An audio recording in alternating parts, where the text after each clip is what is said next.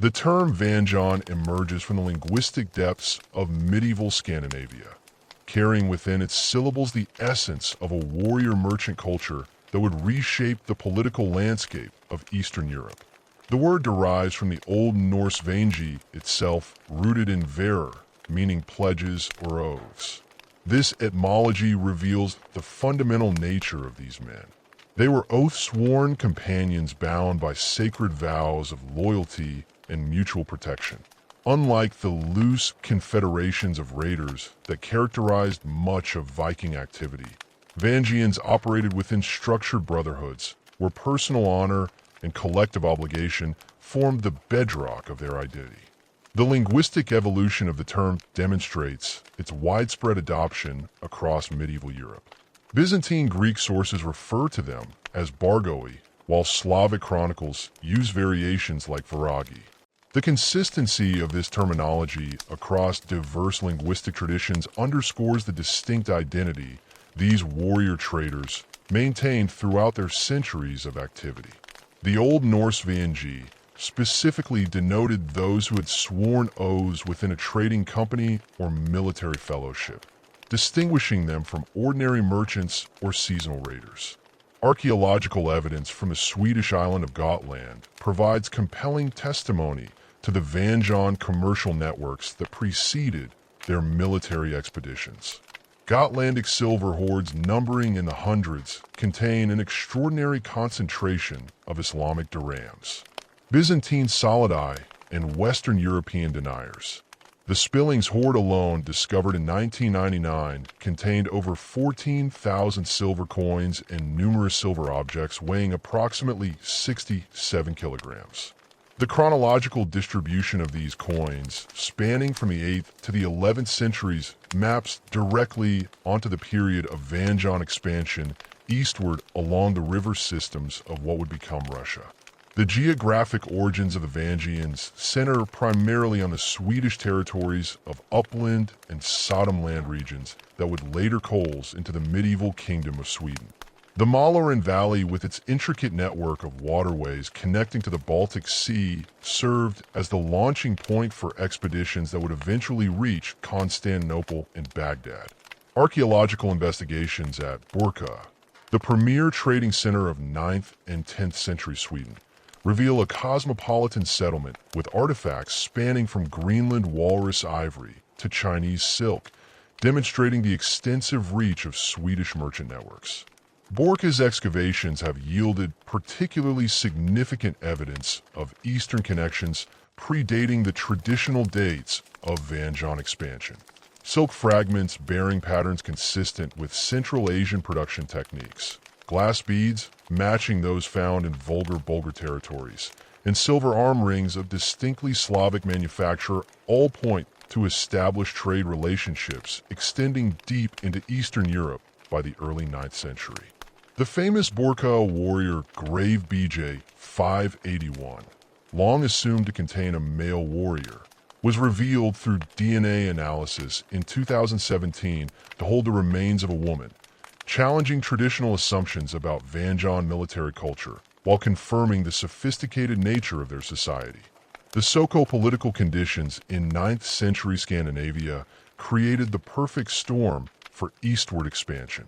Population pressure in the fertile but limited agricultural lands of central Sweden coincided with the consolidation of royal power under emerging dynasties.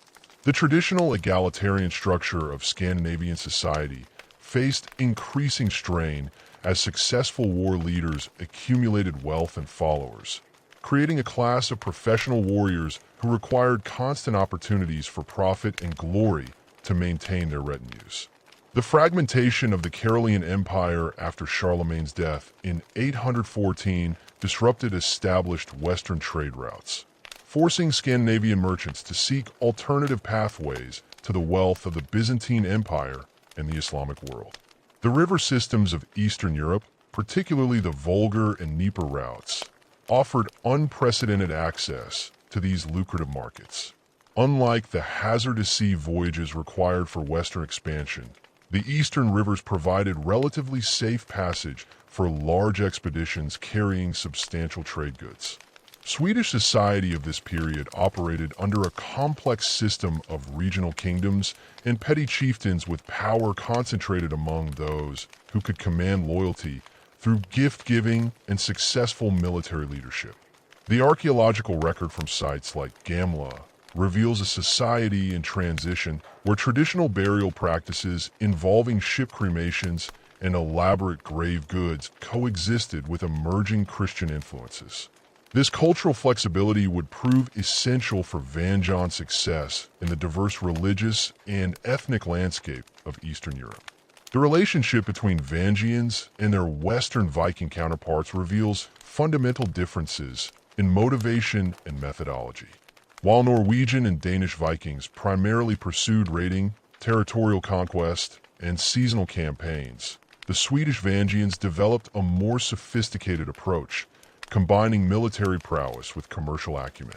The Western Vikings' famous Tandrin tactics, exemplified by raids on monasteries and coastal settlements, contrasted sharply with the Varangian strategy of establishing permanent trading posts and political alliances along their eastern routes.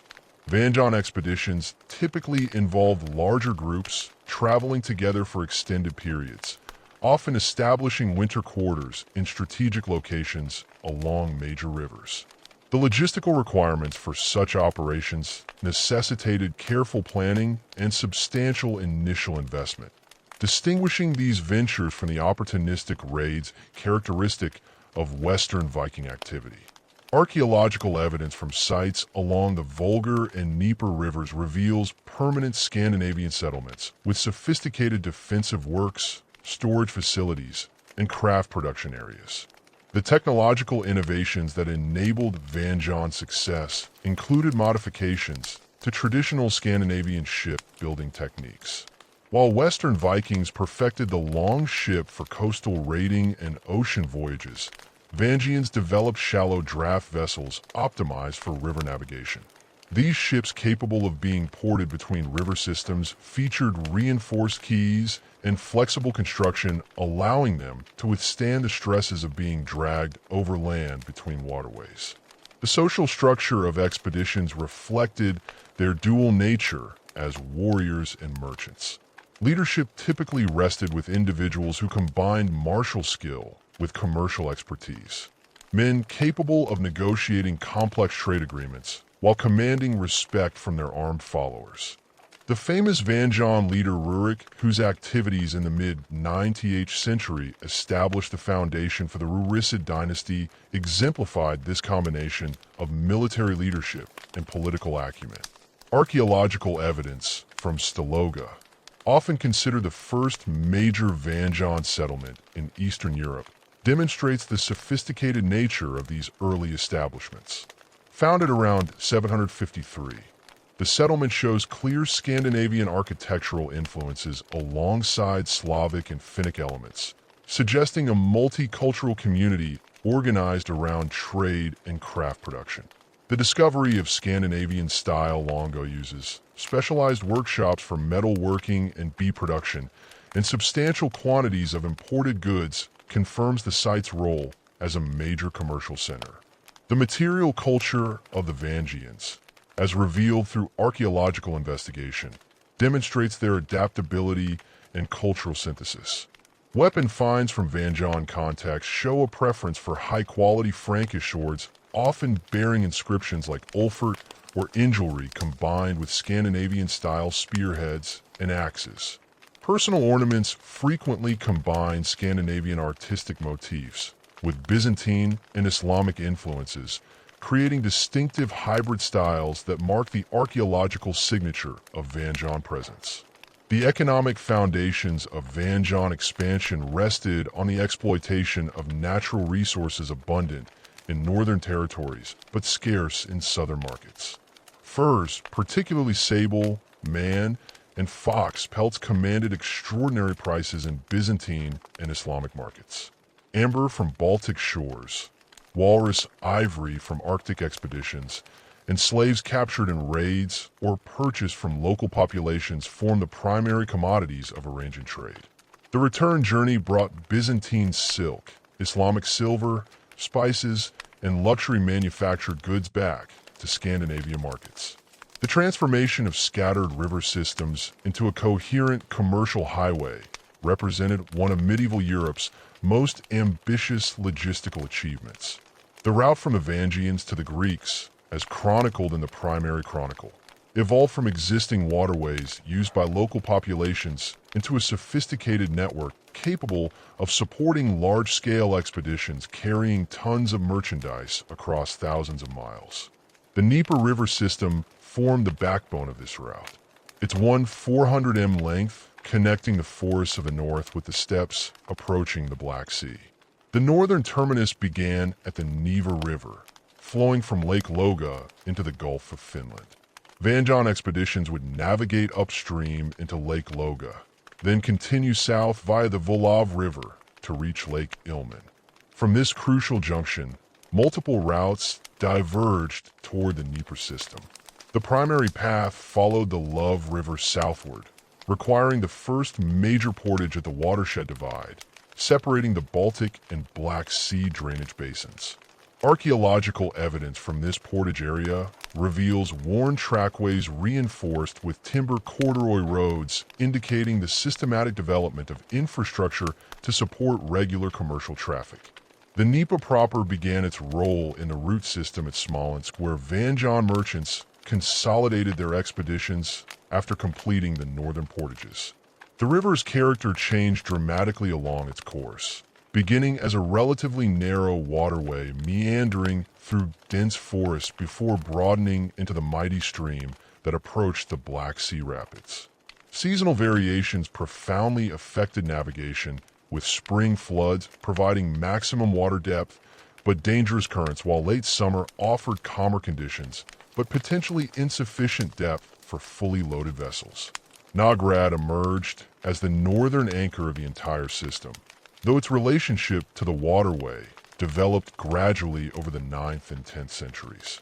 The settlement's strategic position at the convergence of multiple river routes made it an inevitable control point for expeditions heading south. Archaeological layers from this period reveal a cosmopolitan trading center where Scandinavian merchants established permanent quarters alongside Slavic, Finnic, and Baltic populations.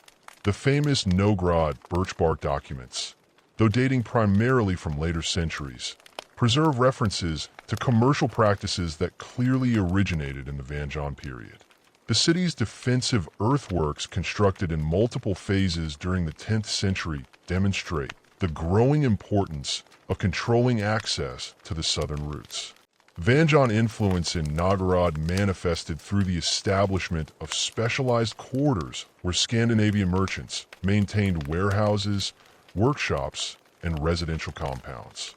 Excavations in these areas have yielded distinctive Scandinavian-style buildings with central hearths, raised sleeping platforms, and storage cellars designed for preserving furs and other trade goods through the harsh northern winters. Smolensk occupied a crucial intermediate position where the western Vina and Dnieper systems approached each other, requiring only a relatively short portage between major waterways. The settlement's location on elevated ground overlooking the DPA provided natural defensive advantages while offering excellent visibility for monitoring river traffic.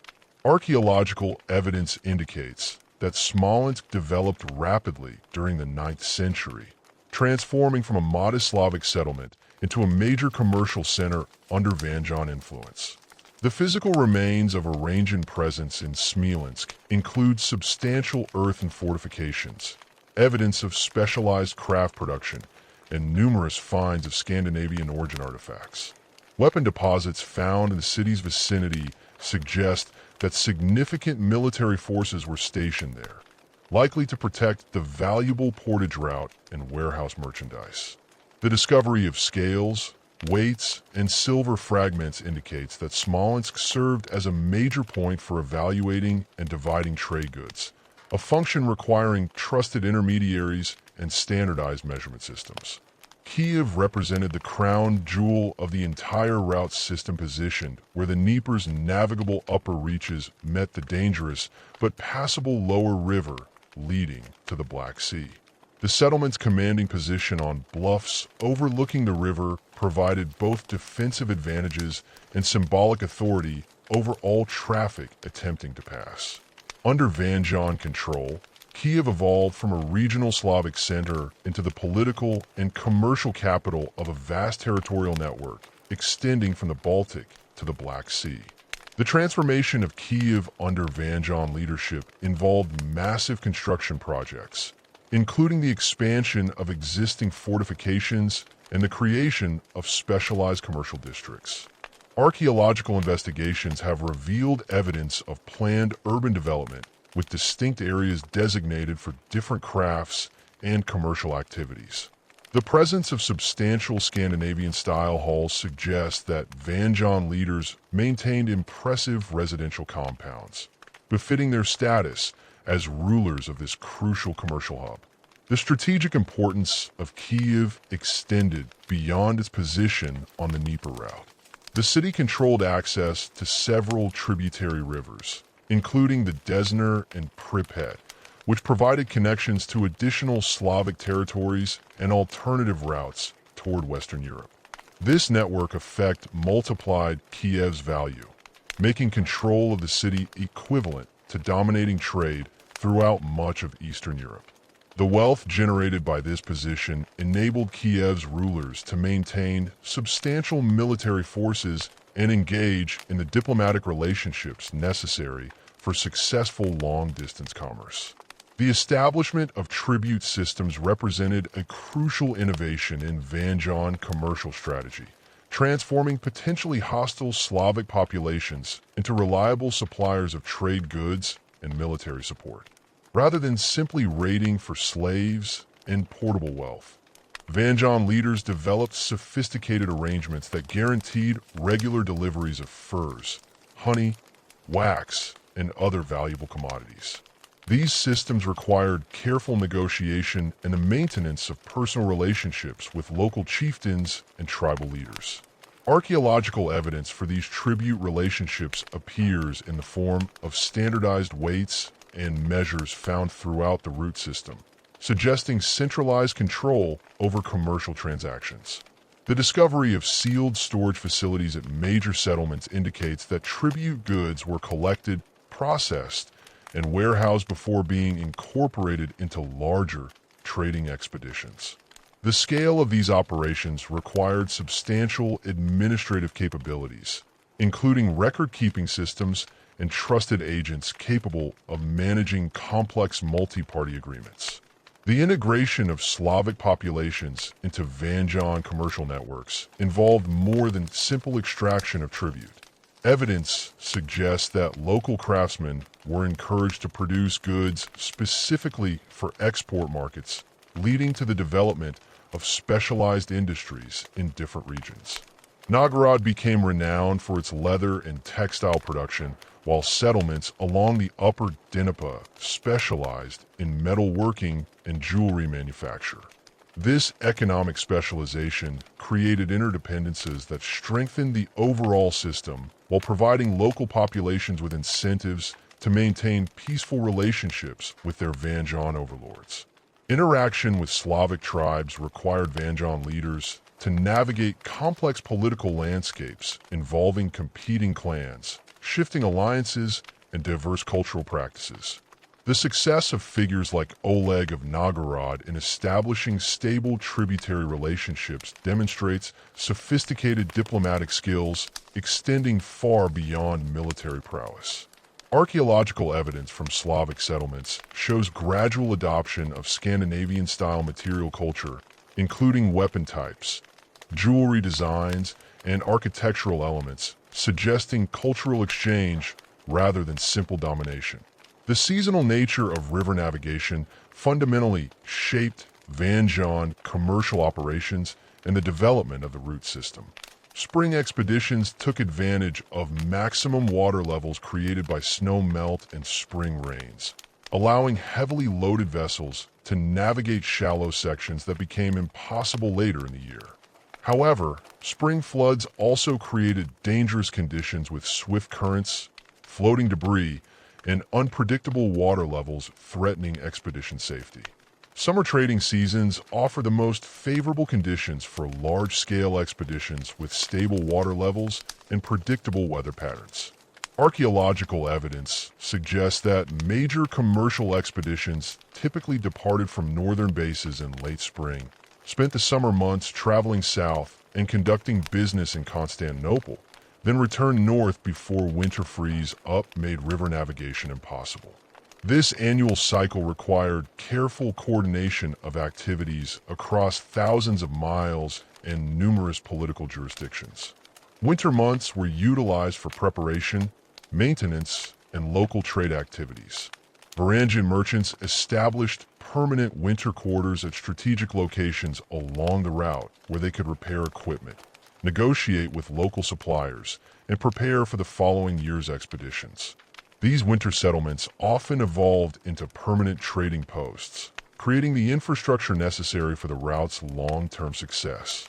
The development of specialized river vessels represented a crucial technological achievement, enabling Varangian success on the eastern routes.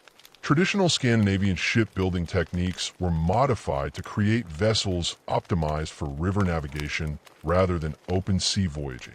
These boats featured shallow drafts, allowing navigation in relatively shallow water, flexible construction enabling them to withstand the stresses of portage, and modular designs facilitating repairs using locally available materials. Archaeological remains of Varangian-era vessels, discovered at sites like Staloga and preserved in favorable conditions, reveal sophisticated construction techniques adapted to the specific requirements of river trading. The vessels typically measured 40 to 60 feet in length, with beam-to-length ratios optimized for cargo capacity rather than speed.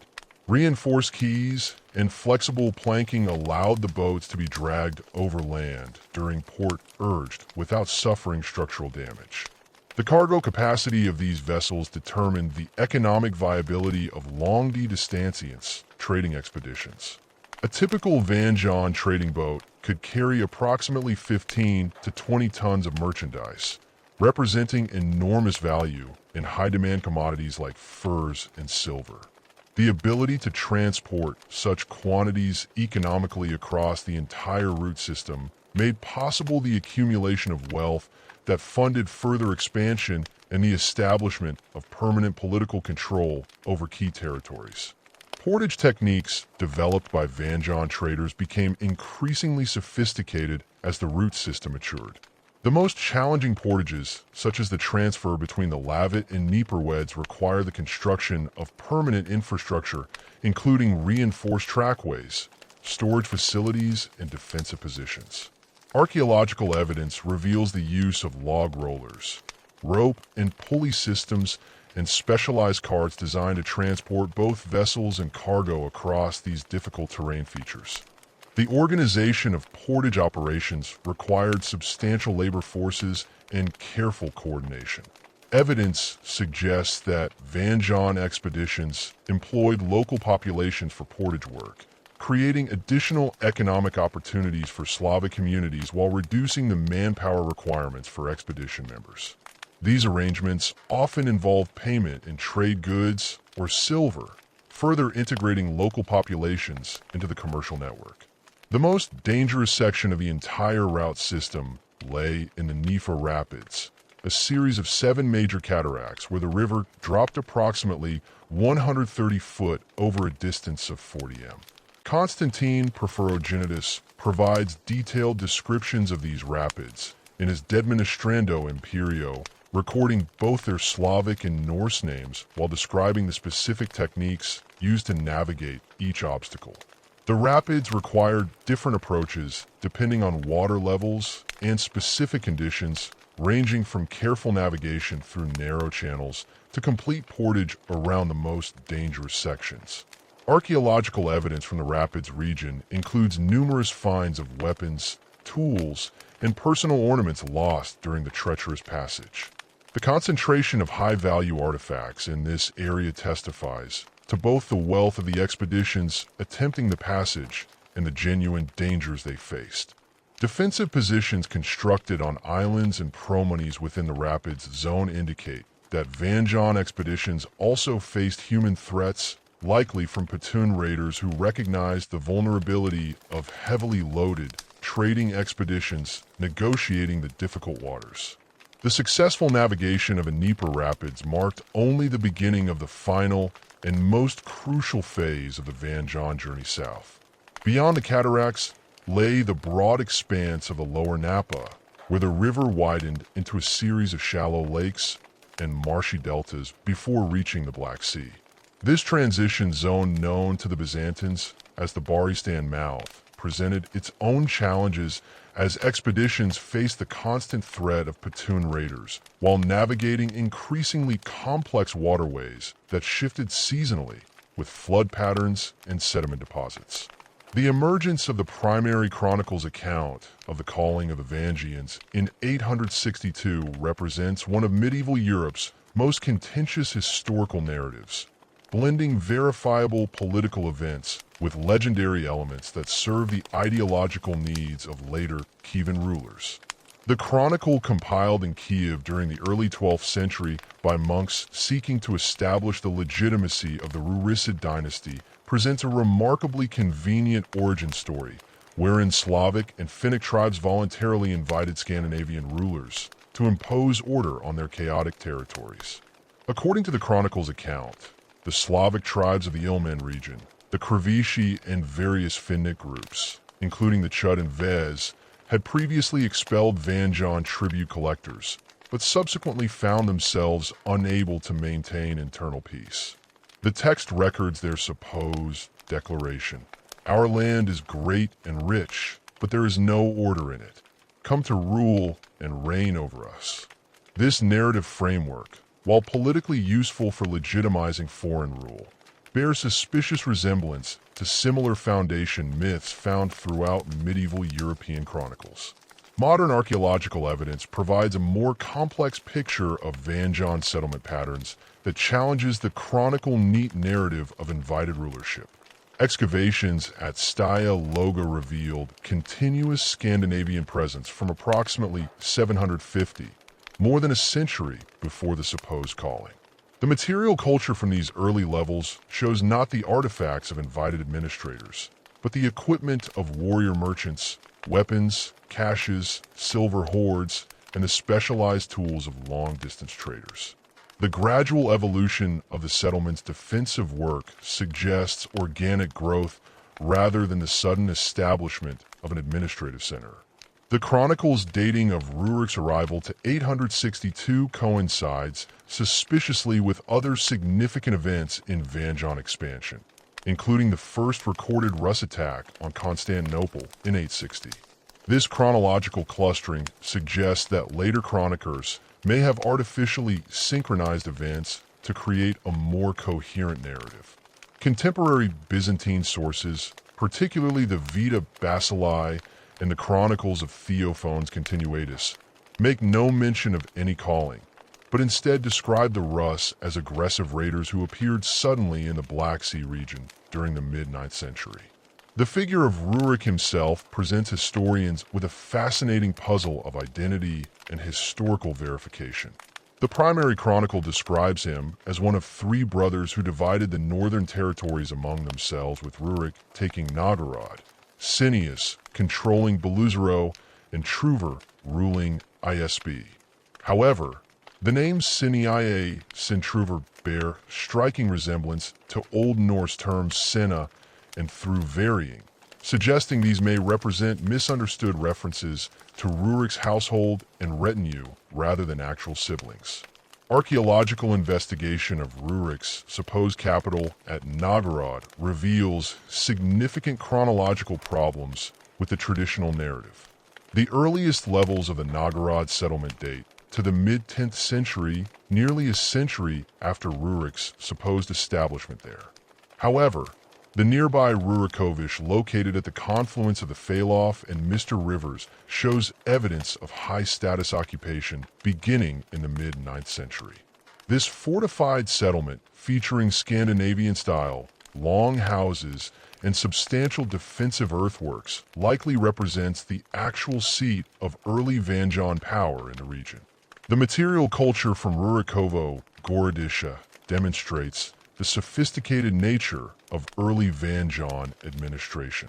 Finds include Byzantine-style seals, standardized weight conforming to Islamic measurement systems, and high-quality weapons bearing Frankish and Scandinavian characteristics. The presence of specialized craft workshops, particularly those producing glass beads and metalwork for export, indicates that this settlement served as more than a simple military stronghold. Instead, it functioned as an integrated commercial and administrative center controlling access to the northern river routes. The legendary establishment of the Rurisid dynasty gains credibility when examined through the lens of Scandinavian political practices rather than the chronicle's romanticized narrative. Varangian leadership typically emerged through a combination of military success, commercial acumen, and the ability to maintain loyalty among diverse followers. Rurik's historical significance lies not in any supposed invitation by local tribes, but in his successful consolidation of control over the crucial junction where multiple river systems converged. DNA analysis of remains from high-status burials in the Novgorod region has provided intriguing evidence for Scandinavian elite presence during the 9th and 10th centuries. Several individuals show genetic markers consistent with Swedish populations, while their grave goods demonstrate the wealth and status associated with successful long-distance trading. These findings support the presence of a Scandinavian ruling class, while avoiding the problematic aspects of the chronicle's foundation narrative. The political structure established by Rurik and his successors represented a synthesis of Scandinavian military organization with existing Slavic and Finnic administrative practices. Archaeological evidence from fortified settlements throughout the region shows the development of hierarchical settlement patterns with major centers like Rurikovo Gorodish controlling networks of smaller trading posts and tribute collection points. This system required sophisticated communication networks and trusted administrators capable of managing complex relationships with diverse local populations. Steoga provides the most compelling archaeological evidence for early Varangian settlement and a gradual development of Rus political organization. Founded around 753 at the confluence of the Volov River and Leoska Creek, the settlement occupied a strategic position controlling access between Lake Loga and the river routes leading south toward the Dnieper system. The site's location, approximately 8 miles upstream from Lake Loga, provided protection from seaborne raiders while remaining accessible to river traffic. The earliest occupation layers at Staya Lova reveal a multicultural community where Scandinavian settlers lived alongside Slavic and Finnic populations. Scandinavian-style long houses characterized by central hearths and raised sleeping platforms appear alongside Slavic semi-upturned dwellings and specialized workshops for metalworking, bead production, and leather processing. This architectural diversity suggests a community organized around commercial activities rather than ethnic segregation. Craft production at Stay Ladiga reached remarkable levels of sophistication during the 9th and 10th centuries. Archaeological evidence reveals specialized workshops producing glass beads, matching those found in graves throughout Scandinavia and Eastern Europe, indicating that the settlement served as a major production center for trade goods. Metalwork facilities produced both utilitarian items like tools and weapons and luxury goods, including jewelry and decorative fittings that combined Scandinavian artistic traditions with Byzantine and Islamic influences. The defensive works at Stela evolved through multiple construction phases reflecting the settlement's growing importance and the increasing sophistication of its inhabitants. The earliest fortifications consisted of simple earthen ramparts reinforced with timber palisades, but these were gradually replaced by more substantial stone and timber constructions capable of withstanding prolonged sieges.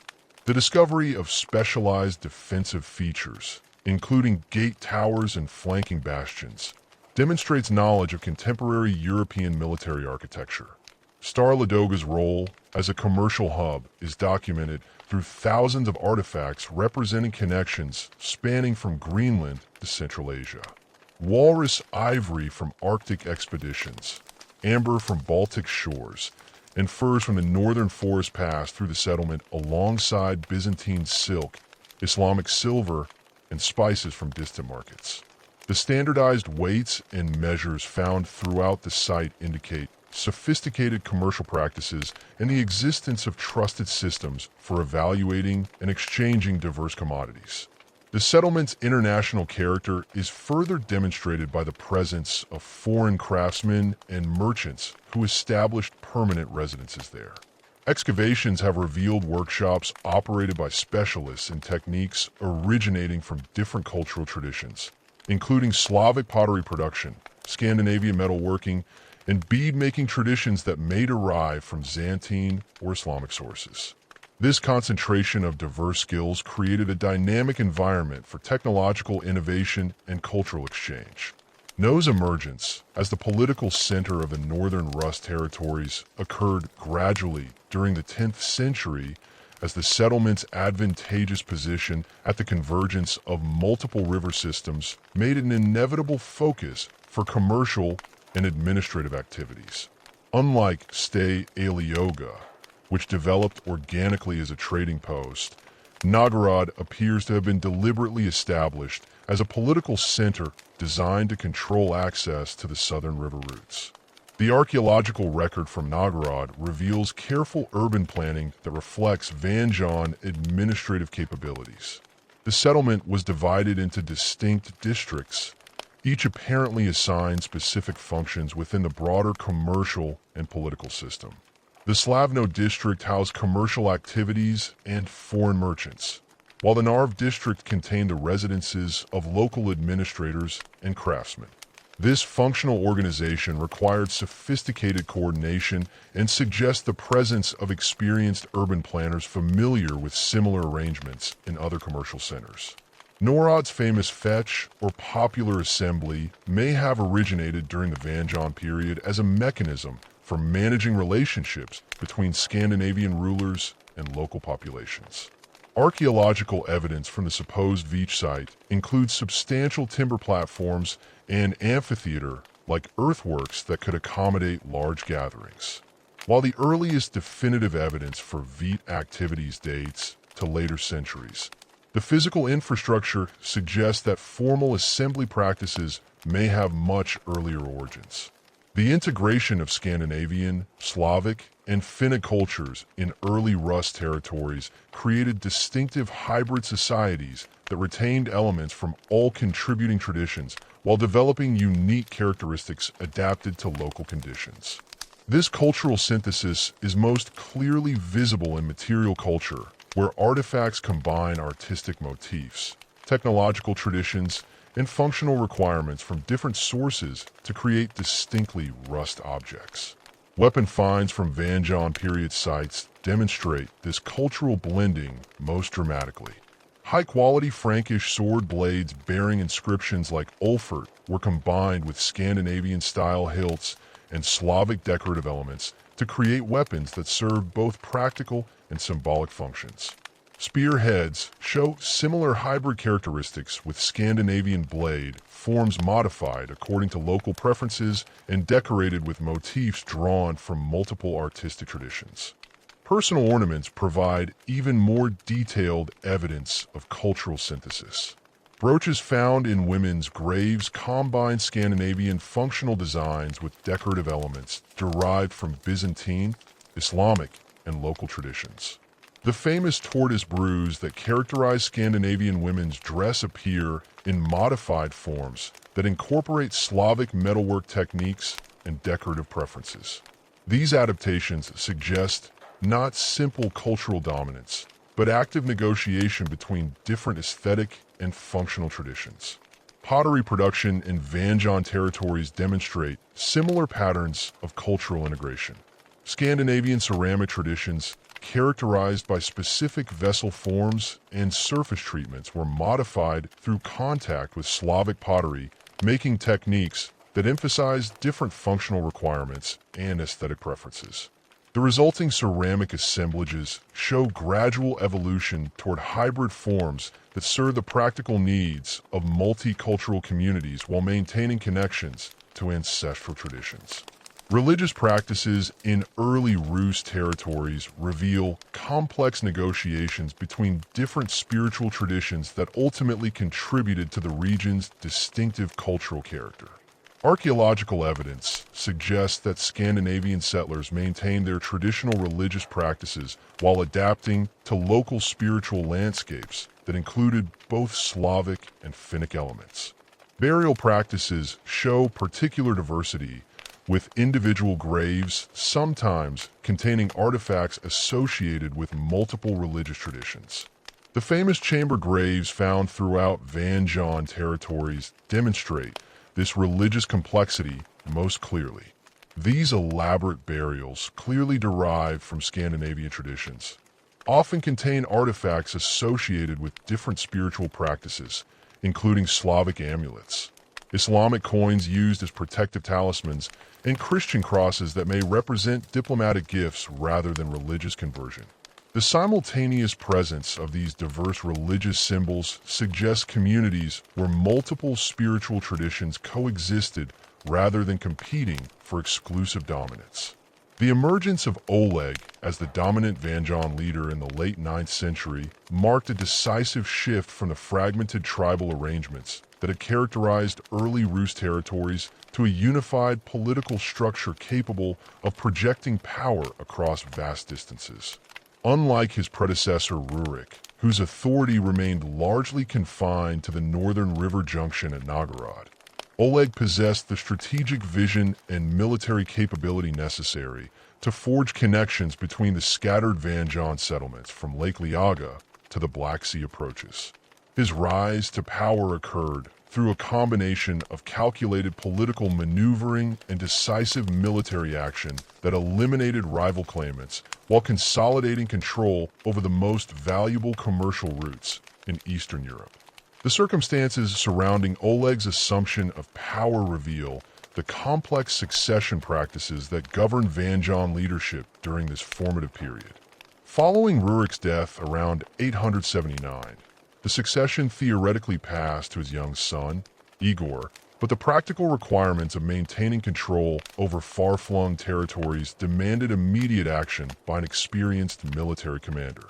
Oleg, described in the chronicles as Rurik's kinsman and trusted lieutenant, assumed the role of regent with the apparent support of the Novgorod elite, who recognized that effective leadership required proven capability rather than hereditary claims alone.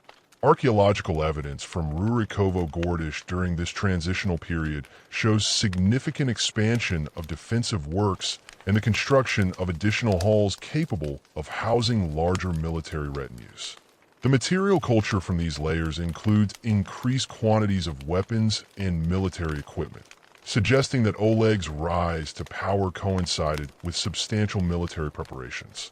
Silver hoards buried during this period indicate the accumulation of resources necessary for major military campaigns, while the presence of specialized siege equipment components suggests planning for operations against fortified positions. Oleg's decision to launch a southern expedition targeting Kiev represented a fundamental departure from the primarily commercial focus that had characterized earlier Varangian activities in the region. Intelligence gathered through existing trade networks had revealed Kiev's strategic importance as the gateway to the lower Dnieper and the approaches to Constantinople. The city's position on elevated bluffs overlooking the river provided both defensive advantages and symbolic authority over all traffic attempting to pass, making its control essential for any leader seeking to dominate the entire north-south route system. The expedition that departed from Novgorod in approximately 882 represented the largest coordinated Varangian military operation undertaken to that date. Archaeological evidence from departure points along the northern rivers indicates careful logistical preparation with substantial quantities of weapons, tools, and provisions assembled at strategic locations. The force likely numbered several thousand warriors organized into multiple contingents, each responsible for specific aspects of the campaign, including siege operations, river navigation, and negotiations with potentially hostile populations encountered along the route. The composition of Oleg's army reflected the multicultural nature of Varangian territories by this period, incorporating not only Scandinavian warriors, but also Slavic allies and Finnic auxiliaries who possess specialized knowledge of local conditions. Weapon finds from sites along the expedition's probable route show the distinctive mixture of Scandinavian, Frankish, and locally produced arms that characterized Rus military equipment during this period. The presence of specialized river vessels modified for carrying siege equipment demonstrates the sophisticated planning that preceded the campaign. Oleg's approach to Kiev involved careful reconnaissance and diplomatic preparation designed to minimize resistance while maximizing the psychological impact of his arrival. Contemporary accounts suggest that he employed deception, presenting his force as a commercial expedition while concealing the true size and military nature of his contingent. This strategy allowed the Varangians to approach Kiev's defenses without triggering immediate military response, providing crucial advantages for the subsequent assault on the city's fortifications. The rulers of Kiev at the time of Oleg's arrival, Askold and Deer, represented an earlier generation of Varangian leaders who had established themselves in the city during the mid-9th century, but lacked the resources and organizational capability necessary to resist a coordinated assault by Oleg's substantially larger force. Archaeological evidence from Kiev's earliest fortification layers suggests that these rulers had focused primarily on commercial activities rather than military preparations, leaving the city vulnerable to attack by a determined enemy with superior numbers and equipment. The actual seizure of Kiev, accomplished through a combination of military assault and political maneuvering, eliminated the existing leadership while preserving the city's commercial infrastructure and population.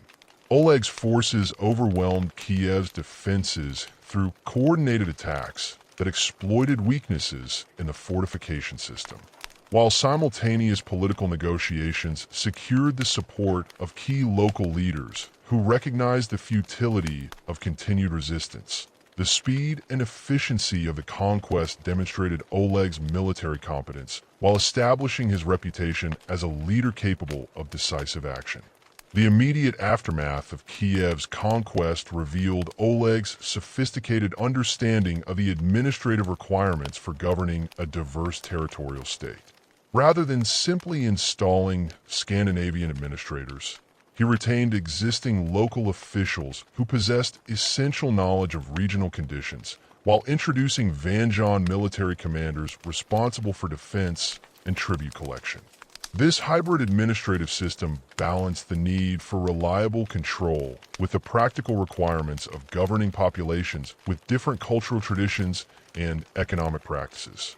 Archaeological evidence from Kiev during the early years of Oleg's rule shows massive construction projects that transformed the city from a regional trading center into the capital of a territorial state.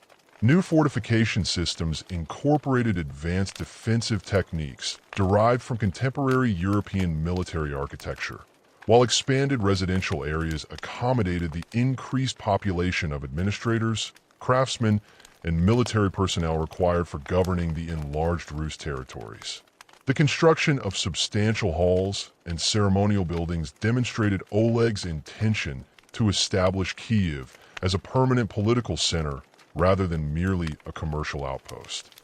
The unification of northern and southern Rus principalities under Oleg's authority created unprecedented opportunities for coordinated military action against external enemies, particularly the Khazar Khaganate, which had previously dominated much of the region through its control of strategic river crossings and tribute relationships with local populations. The Khazars, a Turk people who had established a powerful state controlling the lower Vular and Don River systems, represented the primary obstacle to Varangian expansion into the lucrative markets of the Caspian Sea region and the Islamic world beyond.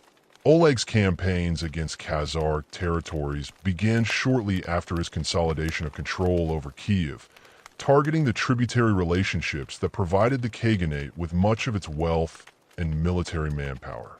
Archaeological evidence from former Khazar strongholds along the Don and its tributaries shows destruction layers dating to the late 9th century, indicating systematic Varangian attacks on Khazar defensive positions. These campaigns employed river-based logistics that allowed Rus forces to penetrate deep into Khazar territory while maintaining secure supply lines back to their northern bases. The military techniques employed in these anti-Khazar campaigns demonstrated significant innovations in Varangian warfare, particularly in the coordination of riverborne and land-based operations. Specialized vessels capable of carrying siege equipment allowed Rus forces to assault fortified positions that had previously been considered impregnable, while coordinated attacks by multiple contingents prevented Khazar forces from concentrating their defenses at threat points. The capture of key Khazar fortresses provided Oleg's forces with advanced bases for further operations while denying the enemy crucial defensive positions. The establishment of Varangian dominance over previously Khazar-controlled Slavic tribes required careful diplomatic work alongside military conquest. Many Slavic populations had developed complex relationships with Khazar authorities that involved not only tribute payments, but also military service and participation in long-distance trading networks. Oleg's success in transferring these loyalties to Rus authority depended on his ability to provide equivalent economic opportunities while demonstrating superior military capability against potential rivals. Archaeological evidence from Slavic settlements that transferred from Khazar to Rus control shows gradual changes in material culture that reflect new political relationships and trading connections. The appearance of Scandinavian-style weapons and ornaments alongside traditional Slavic artifacts indicates cultural exchange rather than simple conquest, while modifications to defensive work suggest adaptation to new military requirements. The continued prosperity of these settlements demonstrates that the transition to Rus control provided economic benefits that compensated for the disruption of the established relationships. The tribute systems established by Oleg throughout his expanded territories represented sophisticated administrative achievements that required detailed knowledge of local economic conditions and careful negotiation with diverse populations. Unlike simple extraction of wealth through raiding, these systems created sustainable relationships that provided regular income while maintaining local productivity. Archaeological evidence for standardized weights and measures throughout Rus territories indicates centralized control over commercial transactions, while the presence of Rus administrative centers at strategic locations demonstrates the infrastructure necessary for effective tribute collection.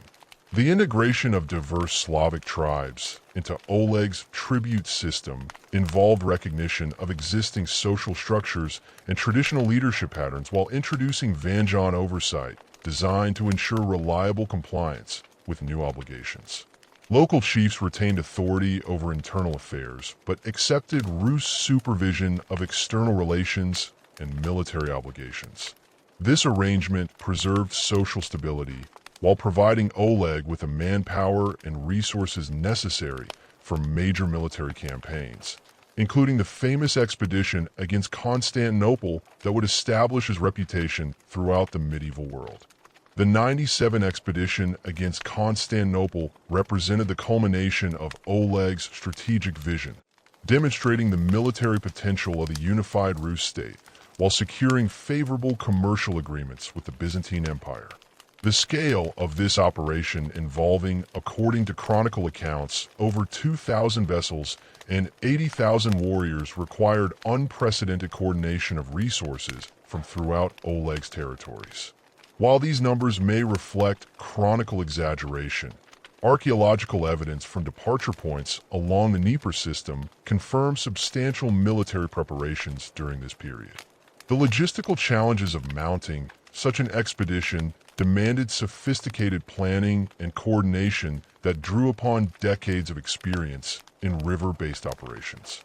Specialized vessels designed for carrying siege equipment had to be constructed at multiple locations along the route, while provisions for the enormous force required careful calculation of available resources and coordination with local suppliers. The successful completion of these preparations demonstrated the administrative sophistication that Oleg had developed during his years of territorial expansion. The approach to Constantinople involved navigating the treacherous Dnieper rapids with a massive fleet while maintaining formation discipline and combat readiness against potential Byzantine naval intervention.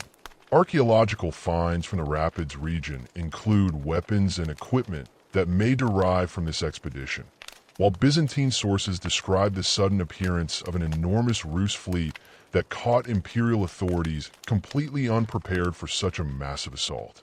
The psychological impact of this demonstration of Rus military capability proved as important as any actual combat operations. The siege of Constantinople, while ultimately unsuccessful in capturing the city, achieved Oleg's primary objectives of demonstrating Rus military power and securing favorable terms for future commercial relationships. Byzantine chronicles describe the terror inspired by the Rus assault, including the famous legend of Oleg nailing his shield to the gates of Constantinople as a symbol of victory. Whether or not this specific incident occurred, the expedition clearly established Oleg's reputation as a military leader capable of threatening the most powerful empire in the medieval world.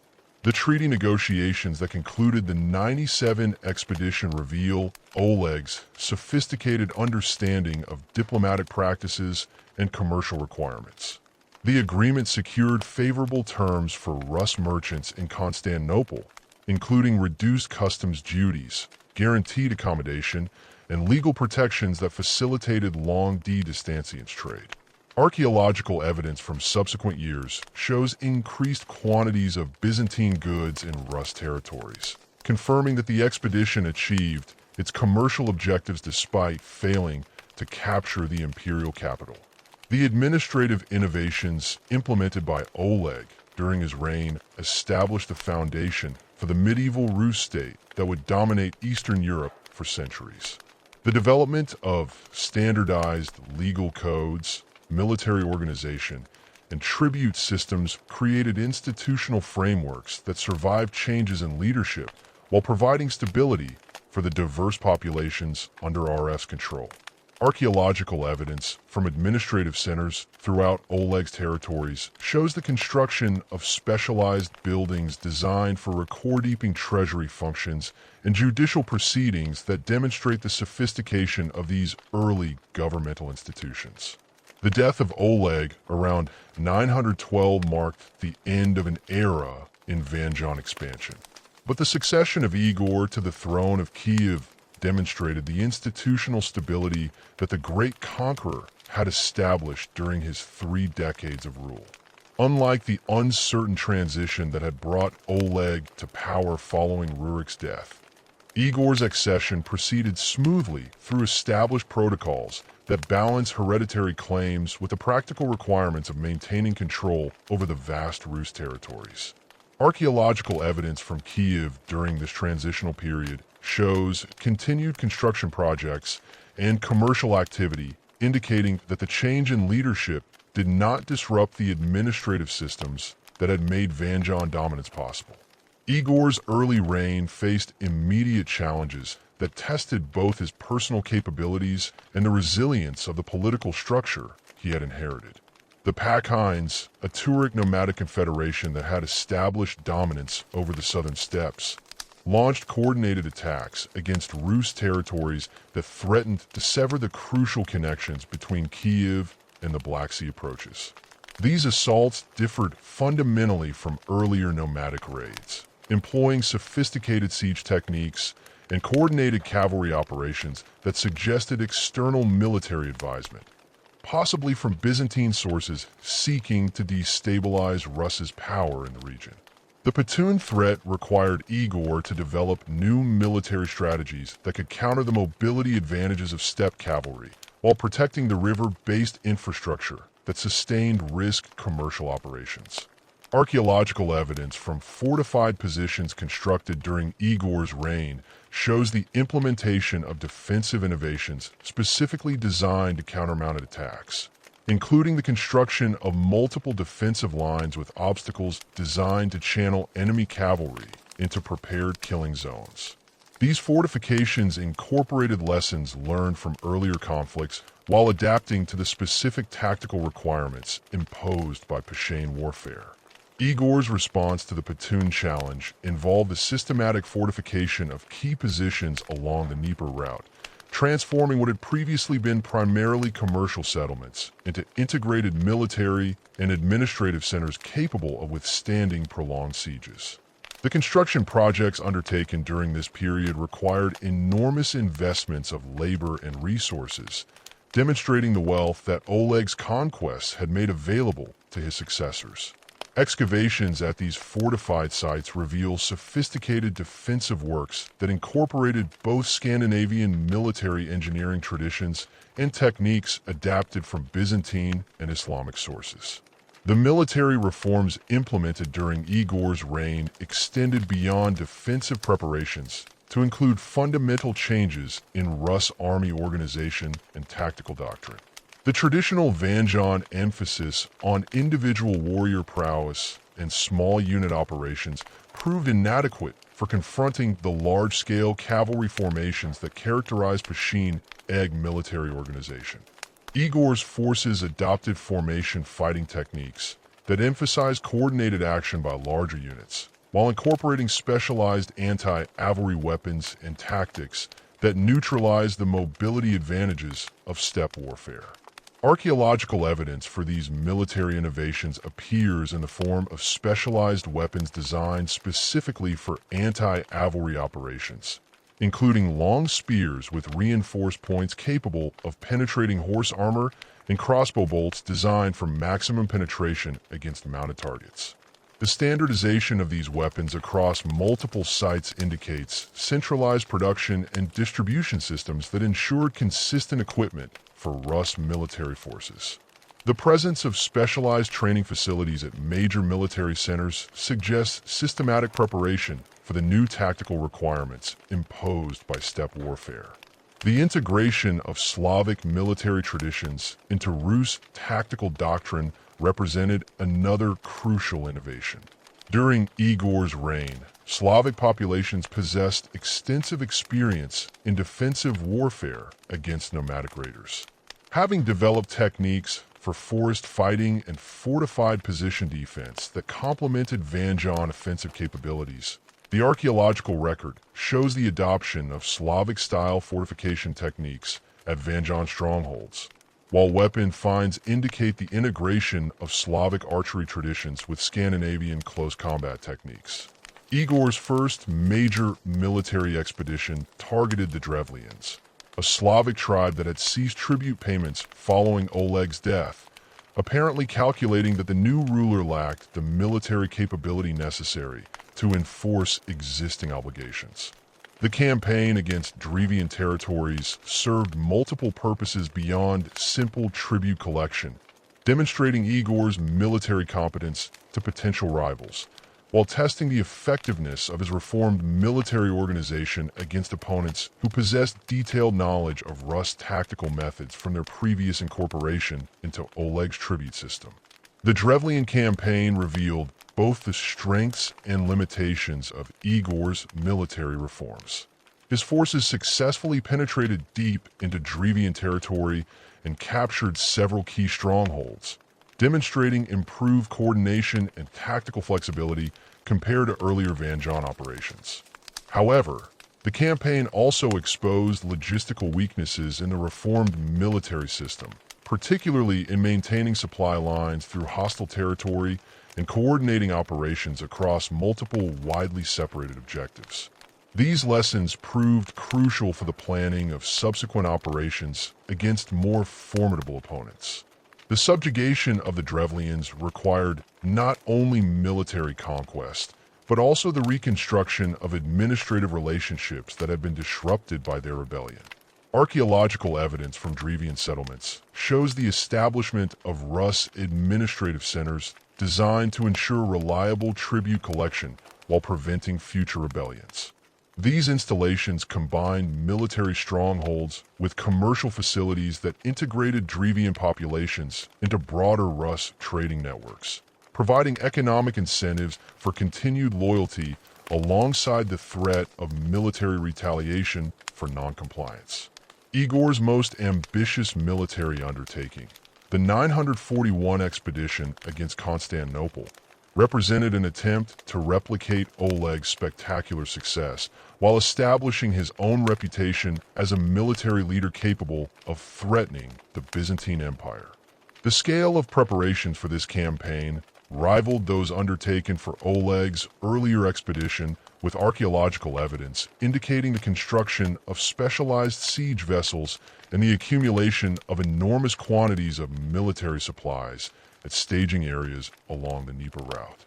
Chronicle accounts suggest that Igor's fleet numbered over 1,000 vessels, though this figure likely represents exaggeration typical of medieval military narratives. The strategic planning for the 941 expedition incorporated lessons learned from Oleg's earlier campaign, while attempting to address the defensive improvements that the Byzantines had implemented in response to the previous Rus threat.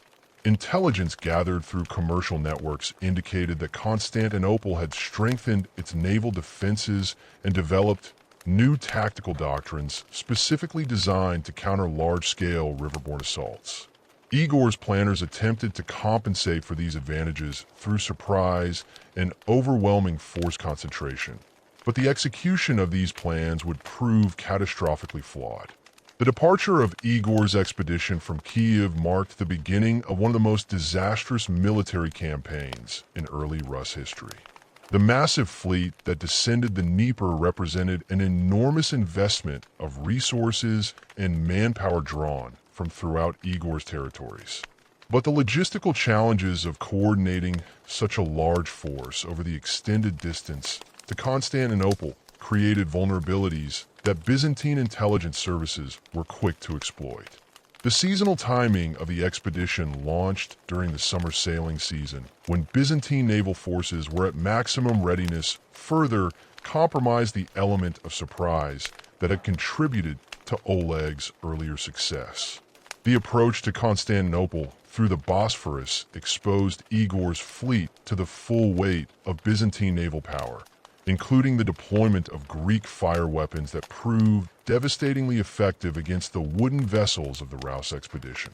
Contemporary Byzantine accounts describe the terror and confusion that spread through Igor's fleet as vessels erupted in flames that could not be extinguished by conventional means. The psychological impact of these weapons, previously unknown to Rus forces, contributed to the collapse of formation discipline and the disintegration of coordinated tactical operations. The destruction of Igor's fleet represented more than a simple military defeat. It constituted a catastrophic loss of resources and manpower that threatened the stability of the entire Rus state. Archaeological evidence from the period immediately following the expedition shows the burial of silver hoards and the abandonment of construction projects, indicating economic disruption caused by the enormous losses suffered in the failed campaign. The demographic impact of the disaster appears in cemetery evidence, showing increased mortality rates among military-age males, suggesting casualties that extended far beyond the immediate participants in the expedition. The political consequences of the 941 disaster required Igor to rebuild his military reputation while managing internal challenges from populations that questioned his leadership capabilities. Several Slavic tribes ceased tribute payments following news of the Byzantine defeat, calculating that Igor's weakened position made successful resistance possible. The Petun Eggs intensified their raids against Rus territories, apparently recognizing the opportunity presented by the reduced military capacity resulting from the Constantinople expedition's failure. Igor's response to these challenges demonstrated remarkable resilience and strategic adaptation.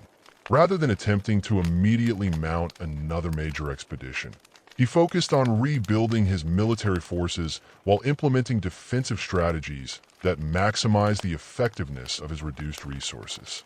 The construction of new fortifications along vulnerable frontiers provided protection for recovering populations while creating bases for future offensive operations.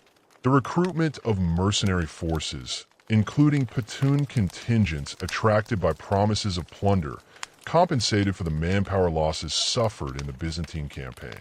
The rebuilding process extended beyond simple military reconstruction to encompass fundamental reforms in Rus' administrative and economic systems.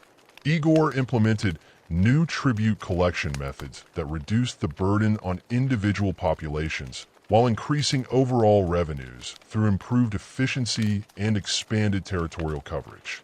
Archaeological evidence shows the establishment of new commercial centers designed to facilitate trade relationships that provided alternatives to the Byzantine markets that had been disrupted by the failed expedition. The second expedition against Constantinople in 944 reflected the lessons learned from the earlier disaster, while demonstrating Igor's determination to restore Rus' prestige through successful military action. The planning for this campaign emphasized coordination with potential Byzantine enemies, including negotiations with Bulgarian and Hungarian leaders who possessed their own grievances against imperial authority. The reduced scale of the expedition, while still substantial, reflected more realistic assessments of available resources and tactical requirements for success against improved Byzantine defenses.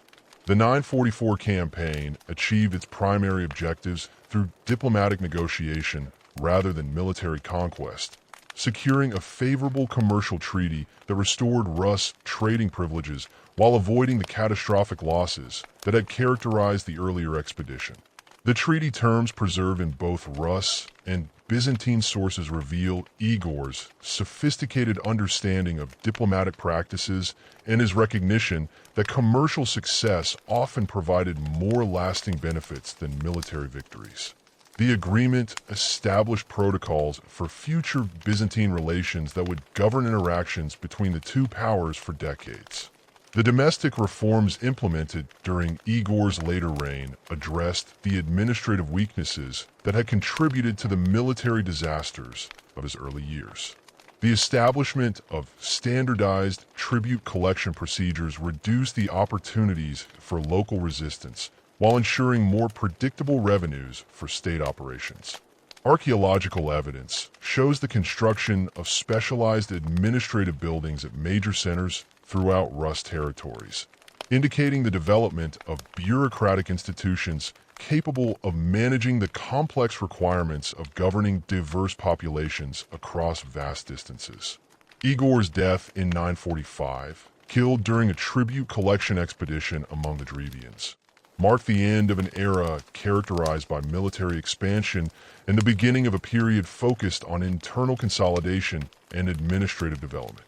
The circumstances of his death, attributed to excessive greed in demanding additional tribute payments, reflected the ongoing tensions between Varangian rulers and their Slavic subjects that would continue to shape Rus' political development for generations.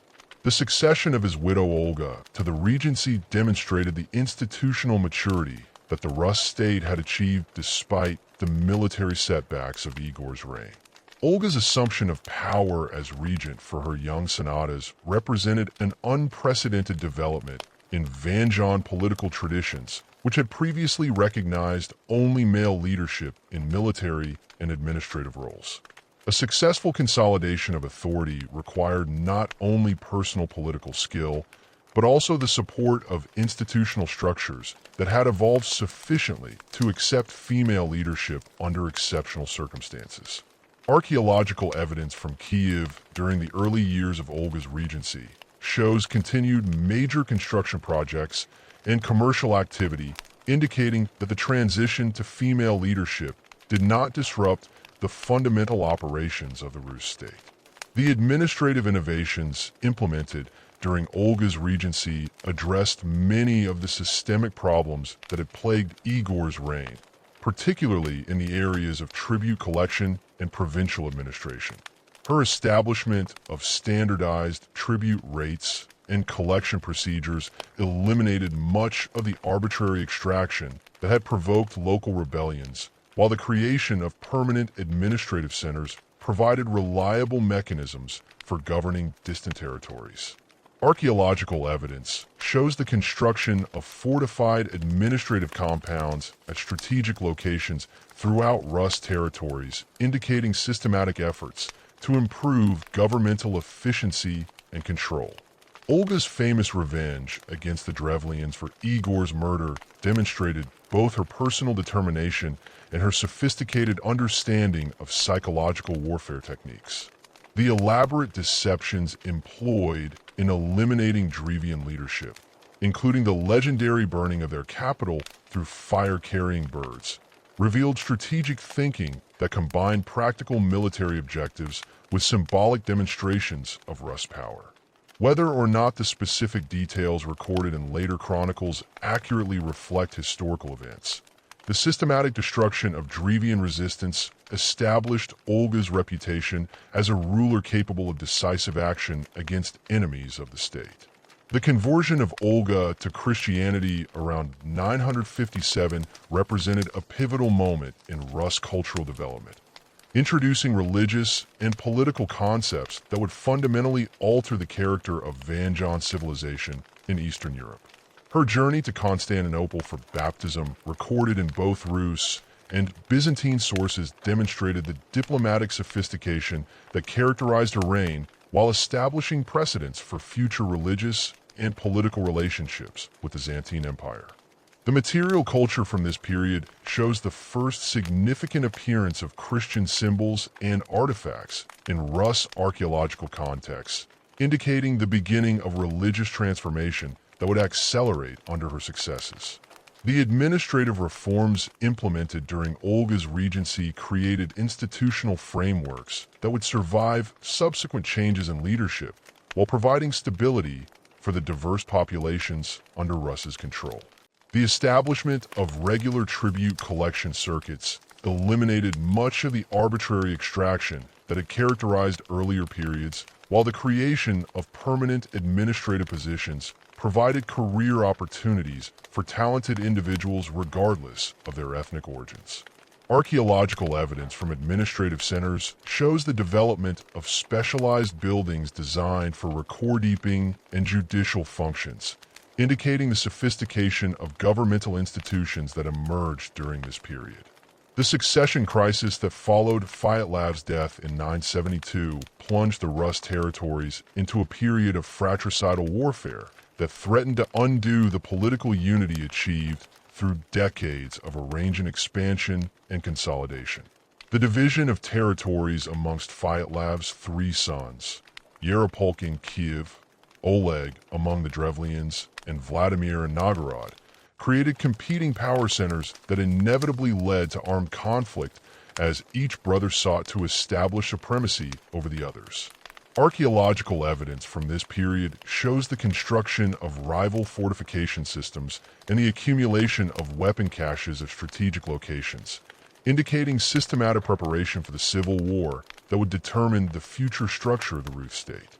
Vladimir's initial position as ruler of Novgorod placed him at a significant disadvantage compared to his brothers, who controlled the wealthier southern territories and the crucial commercial routes connecting Kiev to Constantinople. The northern territories, while strategically important for controlling access to the Baltic trade networks, lacked the population density and agricultural productivity necessary to support large military forces. Vladimir's survival during the early phases of the Civil War depended on his ability to exploit Novgorod's connections to Scandinavian mercenary sources while building alliances with local Slavic populations who had grown resentful of sudden domination. The outbreak of open warfare between the brothers began with Oleg's death in 977 during a conflict with Yaropolk's forces, leaving Vladimir as the sole remaining challenger to Kiev's supremacy. Yarapolk's consolidation of control over both Kiev and the Drevlian territories provided him with overwhelming advantages in terms of resources and manpower, forcing Vladimir to flee to Scandinavia to seek military support from his maternal relatives. This temporary exile proved crucial for Vladimir's eventual success, allowing him to recruit experienced Varangian warriors while developing the strategic alliances that would enable his return to power. The mercenary force that Vladimir assembled in Scandinavia represented a significant evolution in Varangian military organization, combining traditional warrior bands with specialized units recruited for specific tactical roles. Archaeological evidence from weapon deposits dating to this period shows the presence of standardized equipment manufactured specifically for large-scale military operations, including siege engines and specialized anti-fortification devices that indicate systematic planning for assault operations against heavily defended positions. The scale of these preparations suggests that Vladimir's supporters recognize the campaign's importance for the future of Varangian power in Eastern Europe. Vladimir's return to Novgorod in 900 AD with his mercenary army marked the beginning of a methodical campaign to eliminate Yarapolk supporters while consolidating control over the northern territories. The systematic approach to this reconquest involved coordinated attacks on multiple objectives, preventing Yarapolk from concentrating his forces while gradually reducing the territorial base available to support resistance.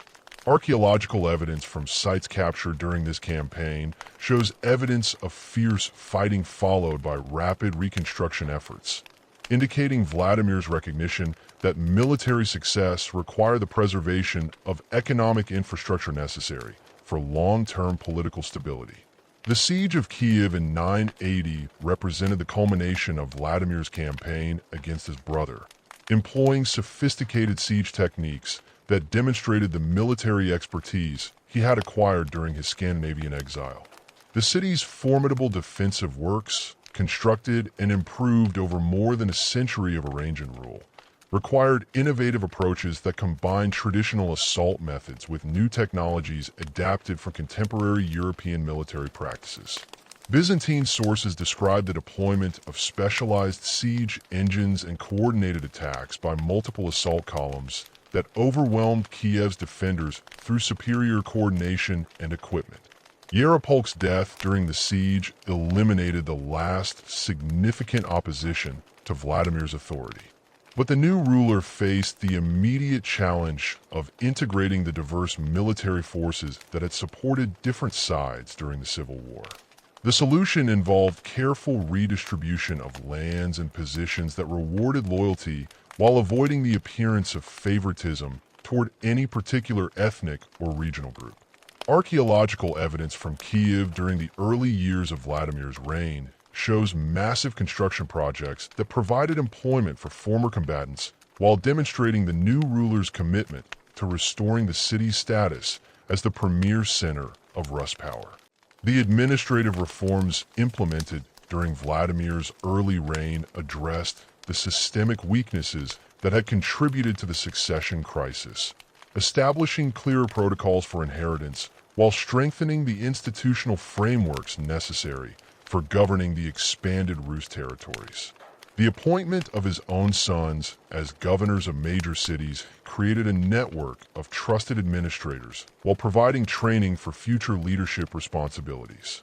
Archaeological evidence shows the construction of standardized administrative buildings at provincial centers, indicating systematic efforts to improve governmental efficiency and ensure consistent implementation of royal policies. Vladimir's military campaigns during the 980s targeted the remaining independent Slavic tribes and nomadic groups that threatened the stability of Rus territories, employing the enhanced military capabilities developed during the Civil War to eliminate external threats, while expanding the tribute base available to support state operations. The conquest of the Radici and Vyadisai tribes secured crucial territory along the upper Dnieper and Oka rivers, while successful campaigns against vulgar Bulgarian positions eliminated threats to the eastern trade routes that provided much of the silver necessary for maintaining Vladimir's expanded military forces. The integration of conquered populations into Vladimir's administrative system required sophisticated approaches that balanced the need for reliable control with recognition of local traditions and leadership structures. Archaeological evidence from newly incorporated territories shows the establishment of Rus administrative centers alongside existing settlements, creating dual power structures that maintain local autonomy for internal affairs while ensuring compliance with tribute obligations and military service requirements. This approach proved remarkably successful in preventing the rebellions that had plagued earlier periods of Rus expansion. The polytheistic religious practices that characterized Vladimir's early reign reflected the diverse spiritual traditions present throughout his territories, with archaeological evidence indicating the construction of elaborate temple complexes that housed idols representing Slavic, Scandinavian, and other regional deities. The famous pantheon established in Kiev around 980 included Perun, the Slavic thunder god, Thor, the Scandinavian hammer wielder, and various other deities representing the multicultural nature of Vladimir's realm. These religious installations served both spiritual and political functions, demonstrating royal patronage of diverse traditions while creating focal points for ceremonial activities that reinforce state authority. The human sacrifices reportedly conducted at these pagan temples, while shocking to later Christian chroniclers, represented established religious practices that served important social and political functions within the context of early medieval Slavic and Scandinavian societies. Archaeological evidence from ritual sites shows the presence of sacrificial deposits that confirm the historical accuracy of chronicle accounts, while also revealing the sophisticated ceremonial procedures that govern these activities. The scale and organization of these rituals demonstrated state resources and authority while providing dramatic demonstrations of royal power that impressed both subjects and foreign observers. Vladimir's military expeditions during the mid-980s established Rus dominance over crucial frontier regions while demonstrating the effectiveness of his reformed military organization against diverse opponents.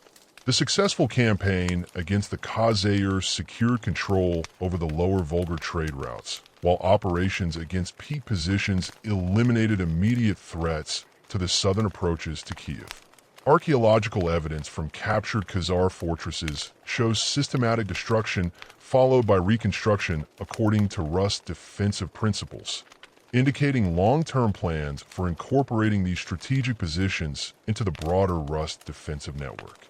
The wealth accumulated through these successful campaigns provided Vladimir with the resources necessary for the massive construction projects that transformed Kiev into one of medieval Europe's most impressive cities. The expansion of the royal palace complex, the construction of new fortification systems, and the establishment of specialized craft quarters all demonstrated the prosperity that military success had brought to the Rus state. Archaeological excavations reveal evidence of international trade connections extending from Scandinavia to Constantinople, with luxury goods from diverse sources indicating Kiev's emergence as a major center of medieval European commerce. The diplomatic relationships established during Vladimir's early reign reflected his recognition that military success required careful management of international alliances and commercial partnerships. The marriage alliances contracted with neighboring rulers provided security for Rus frontiers, while opening opportunities for profitable trade relationships. Archaeological evidence shows increased quantities of foreign goods in Rus territories during this period, including Byzantine silk, Islamic silver, and Western European manufactured items that demonstrate the expansion of commercial networks under Vladimir's rule. The legendary account of Vladimir's choosing of faiths around 987, while likely embellished by later Christian chroniclers, reflects genuine diplomatic and religious considerations that influenced the ruler's eventual decision to adopt Byzantine Christianity. The story of embassies from Islamic, Jewish, Western Christian, and Byzantine representatives presenting their respective religious traditions to Vladimir demonstrates the cosmopolitan nature of his court and the careful deliberation that preceded such a momentous decision. Archaeological evidence from this period shows the presence of religious artifacts representing multiple traditions, confirming the multicultural spiritual environment that characterized Vladimir's realm. The practical considerations that influenced Vladimir's religious decision extended far beyond personal spiritual concerns to encompass crucial political and economic factors that would determine the future development of civilization. The adoption of Islam would have required abandoning the alcohol consumption and pork eating that formed important elements of Scandinavian and Slavic cultural traditions. While Judaism lacked the imperial backing necessary for supporting RS political ambitions, Western Christianity offered connections to the emerging Holy Roman Empire. But Byzantine Christianity provided access to the wealth and sophisticated culture of Constantinople while maintaining the political independence that Vladimir considered essential for Rus sovereignty.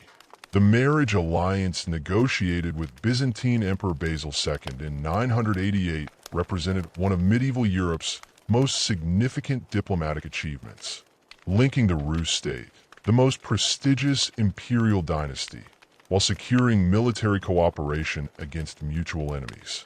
The terms of this agreement required Vladimir to provide military assistance against the Bulgarian rebels who threatened Byzantine control over the Balkans, while Basil promised his sister Anna in marriage to Vladimir following his conversion to Christianity. Archaeological evidence from this period shows the preparation of substantial military forces for deployment to Byzantine territories, including specialized equipment designed for siege operations against fortified positions. The Varangian military expedition that departed for Byzantine territories in 988 represented the largest coordinated military operation undertaken by Rus forces since the disasters of Igor's reign, involving thousands of warriors equipped with the most advanced weapons and siege equipment available. The logistical challenges of transporting and supplying such a force over the extended distance to the Balkan theaters required sophisticated planning and coordination that demonstrated the administrative capabilities Vladimir had developed during his consolidation of power.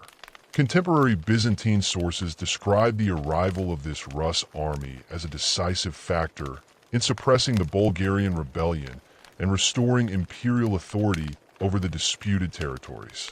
The successful completion of military operations in support of Vasilii established Vladimir's reputation as a reliable ally, while demonstrating Rus's military capabilities to potential enemies throughout the region.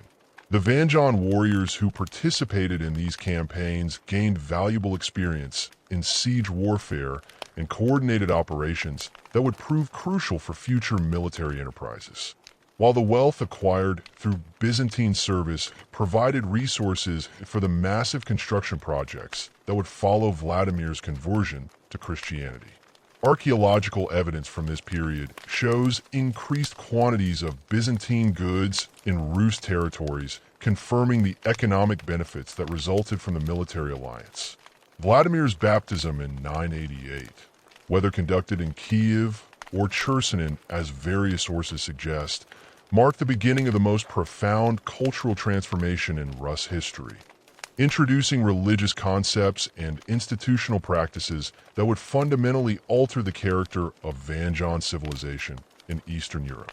The mass baptism of Kiev's population that followed Vladimir's conversion conducted in the Dnieper River, according to chronicle accounts, represented a dramatic break with centuries of pagan tradition while establishing Christianity as the official religion of the Rus state. Archaeological evidence from this period shows the systematic destruction of pagan temples and idols replaced by the construction of Christian churches that employed Byzantine architectural principles and decorative programs. The establishment of the Rus Orthodox Church required the importation of trained clergy, religious texts, and liturgical objects from Byzantine territories, creating new channels for cultural exchange that would profoundly influence Rus' intellectual and artistic development. The construction of the Church of the Tithes in Kiev, begun shortly after Vladimir's conversion, represented the first major Christian architectural project in Rus territories, employing Byzantine craftsmen and materials to create a structure that demonstrated the ruler's commitment to his new faith while providing a magnificent setting for royal ceremonial activities. The Christianization of Rus society extended far beyond simple religious conversion to have encompassed fundamental changes in legal systems, social relationships, and cultural practices that had characterized Varangian civilization for centuries. The introduction of Byzantine legal concepts, particularly regarding marriage, inheritance, and criminal justice, required careful adaptation to existing Slavic and Scandinavian traditions, while establishing new standards for social behavior. Archaeological evidence shows changes in burial practices with the traditional grave goods and cremation ceremonies of pagan periods gradually replaced by Christian interment practices that reflected new beliefs about death and afterlife. The educational initiatives launched following Vladimir's conversion represented unprecedented efforts to create literate administrative and religious classes capable of managing the complex requirements of a Christian state. The establishment of schools for the children of nobles and merchants provided training in reading, writing, and religious instruction that would prove essential for the development of Rus literary and intellectual culture. Archaeological evidence from this period shows the appearance of writing implements, religious texts, and educational materials that confirm the systematic nature of these educational efforts. The economic impact of Christianization involved both immediate costs and long-term benefits that would shape Rus development for centuries. The construction of churches, monasteries, and religious institutions required enormous investments of labor and resources, while the support of clergy and religious activities created new categories of state expenditure. However, the enhanced diplomatic relationships with Byzantium and other Christian powers opened new opportunities for profitable trade, while the institutional frameworks provided by the Church created mechanisms for social organization and economic coordination that strengthened the overall effectiveness of state administration. The resistance to Christianization in some regions of Vladimir's realm required careful management that balanced religious objectives with political stability, employing both persuasion and coercion to ensure compliance with the new religious requirements. Archaeological evidence from areas that initially resisted conversion shows the gradual replacement of pagan religious sites with Christian installations often built directly over earlier temples to symbolize the triumph of the new faith. The integration of former pagan priests into Christian hierarchies provided continuity for local populations while ensuring that religious leadership supported rather than opposed the conversion process. The transformation of Varangian military culture through Christianization involved the adoption of new concepts of warfare that emphasized the protection of non-combatants and the limitation of violence according to Christian moral principles. The traditional Varangian practices of slave taking and indiscriminate raiding gradually gave way to more regulated forms of warfare that reflected Christian teachings about just war and proper treatment of enemies. Archaeological evidence shows changes in weapon types and military equipment that may reflect these evolving attitudes toward warfare and violence. The development of distinctly Rus forms of Christianity involved a synthesis of Byzantine religious traditions with existing Slavic and Scandinavian cultural elements, creating unique expressions of Christian faith that reflected the multicultural nature of Vladimir's realm. The architectural styles employed in early Rus churches combined Byzantine structural principles with decorative elements derived from local artistic traditions, while liturgical practices incorporated Slavic language and cultural references that made Christianity more accessible to local populations.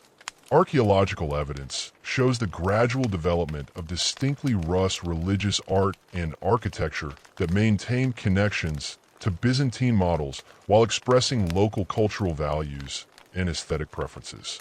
The establishment of the Varangian Guard in Constantinople around 988 CE emerged from the convergence of Byzantine military necessity and the availability of highly skilled Scandinavian warriors seeking profitable service under the most prestigious ruler in the medieval world. Emperor Basil II faced a critical military situation as Bulgarian rebels under Samuel threatened to dismember the empire's Balkan territories, while domestic conspiracies challenged his authority from within the capital itself. The traditional Byzantine military units, weakened by decades of civil warfare and political purges, lacked the reliability and combat effectiveness necessary to address these multiple threats simultaneously. The arrival of Vladimir's Varangian expeditionary force provided Basil with exactly the type of elite troops he required. Experienced warriors with no local political connections who could be trusted to remain loyal to imperial authority regardless of domestic political pressures. The initial Varangian contingent that formed the nucleus of the Guard consisted of approximately 6,000 warriors drawn from the most experienced units in Vladimir's army. Men who had proven their capabilities during the consolidation of Rus territories and possessed the sophisticated military skills necessary for imperial service. These warriors brought with them the accumulated tactical knowledge of generations of Scandinavian warfare, including expertise in siege operations, naval combat, and the coordinated infantry formations that had made Varangian armies so effective throughout Eastern Europe. Their equipment reflected the highest standards of contemporary military technology, featuring Frankish swords with pattern-welded blades, reinforced mail shirts manufactured according to Scandinavian specifications, and the distinctive rattan shields that would become synonymous with Varangian military identity. The Guard's initial deployment against the Bulgarian rebels demonstrated their exceptional combat capabilities while establishing their reputation as the Empire's most reliable military unit. The siege of Vidin in 989 showcased Varangian expertise in assault operations as Guard units systematically reduced the fortress's defensive works through coordinated attacks that combined traditional Scandinavian berserker charges with sophisticated siege techniques adapted from Byzantine military manuals.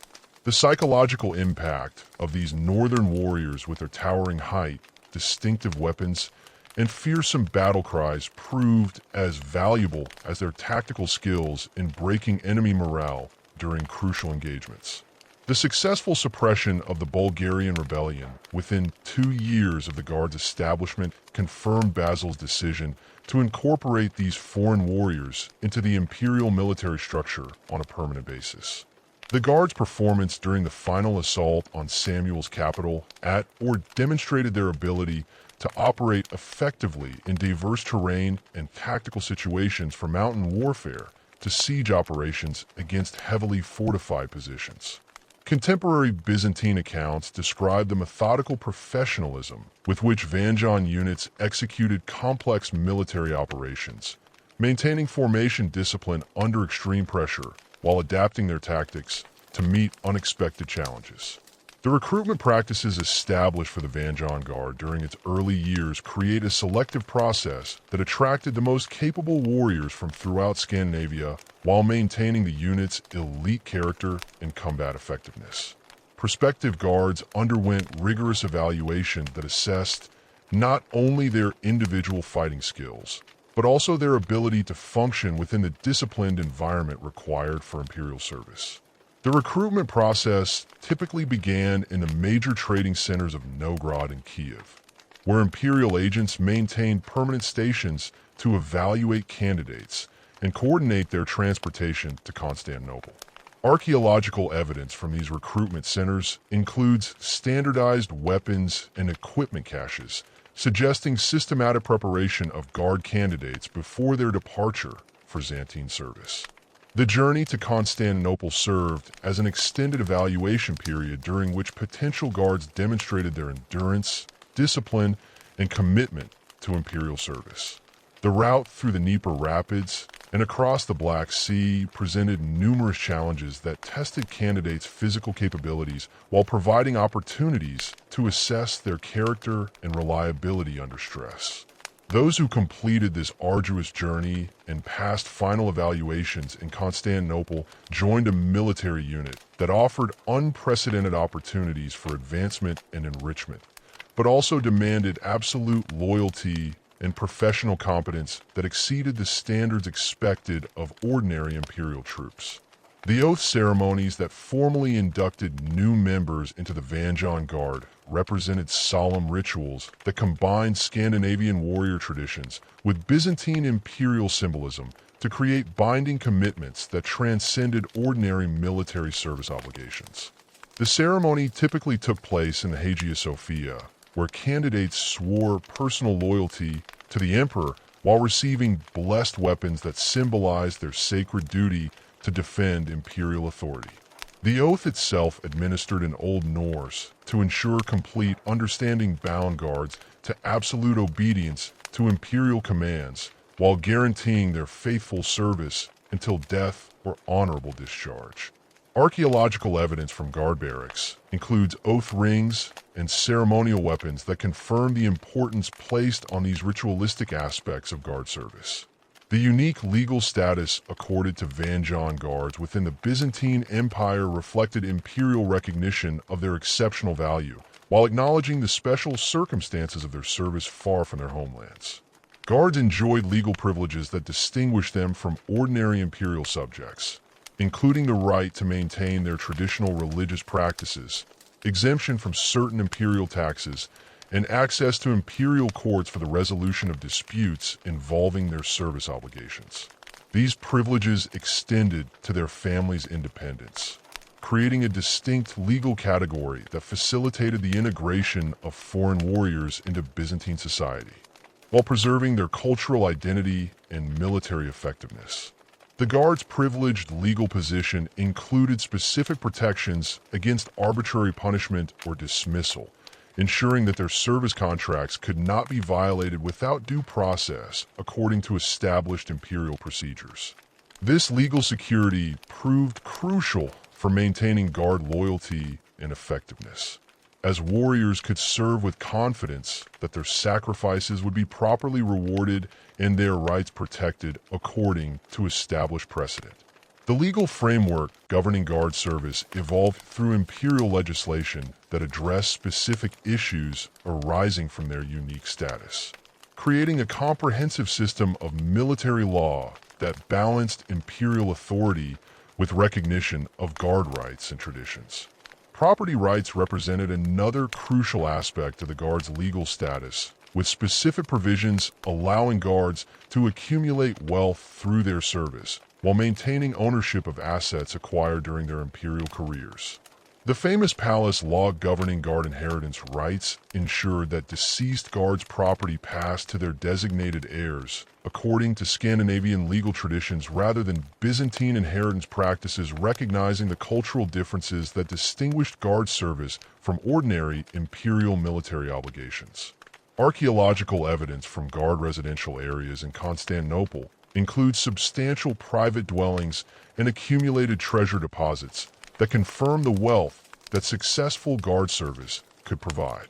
The Guard's role in major imperial campaigns extended far beyond their initial service against the Bulgarian rebels to encompass participation in virtually every significant military operation undertaken during the reigns of Basil II and his successors.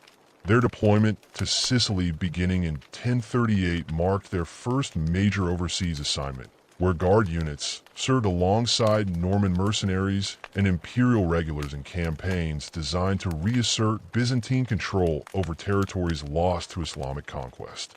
The Sicilian campaigns demonstrated the Guard's adaptability to different climatic conditions and tactical requirements, as warriors accustomed to the forests and rivers of northern Europe proved equally effective in the Mediterranean environment of southern Italy.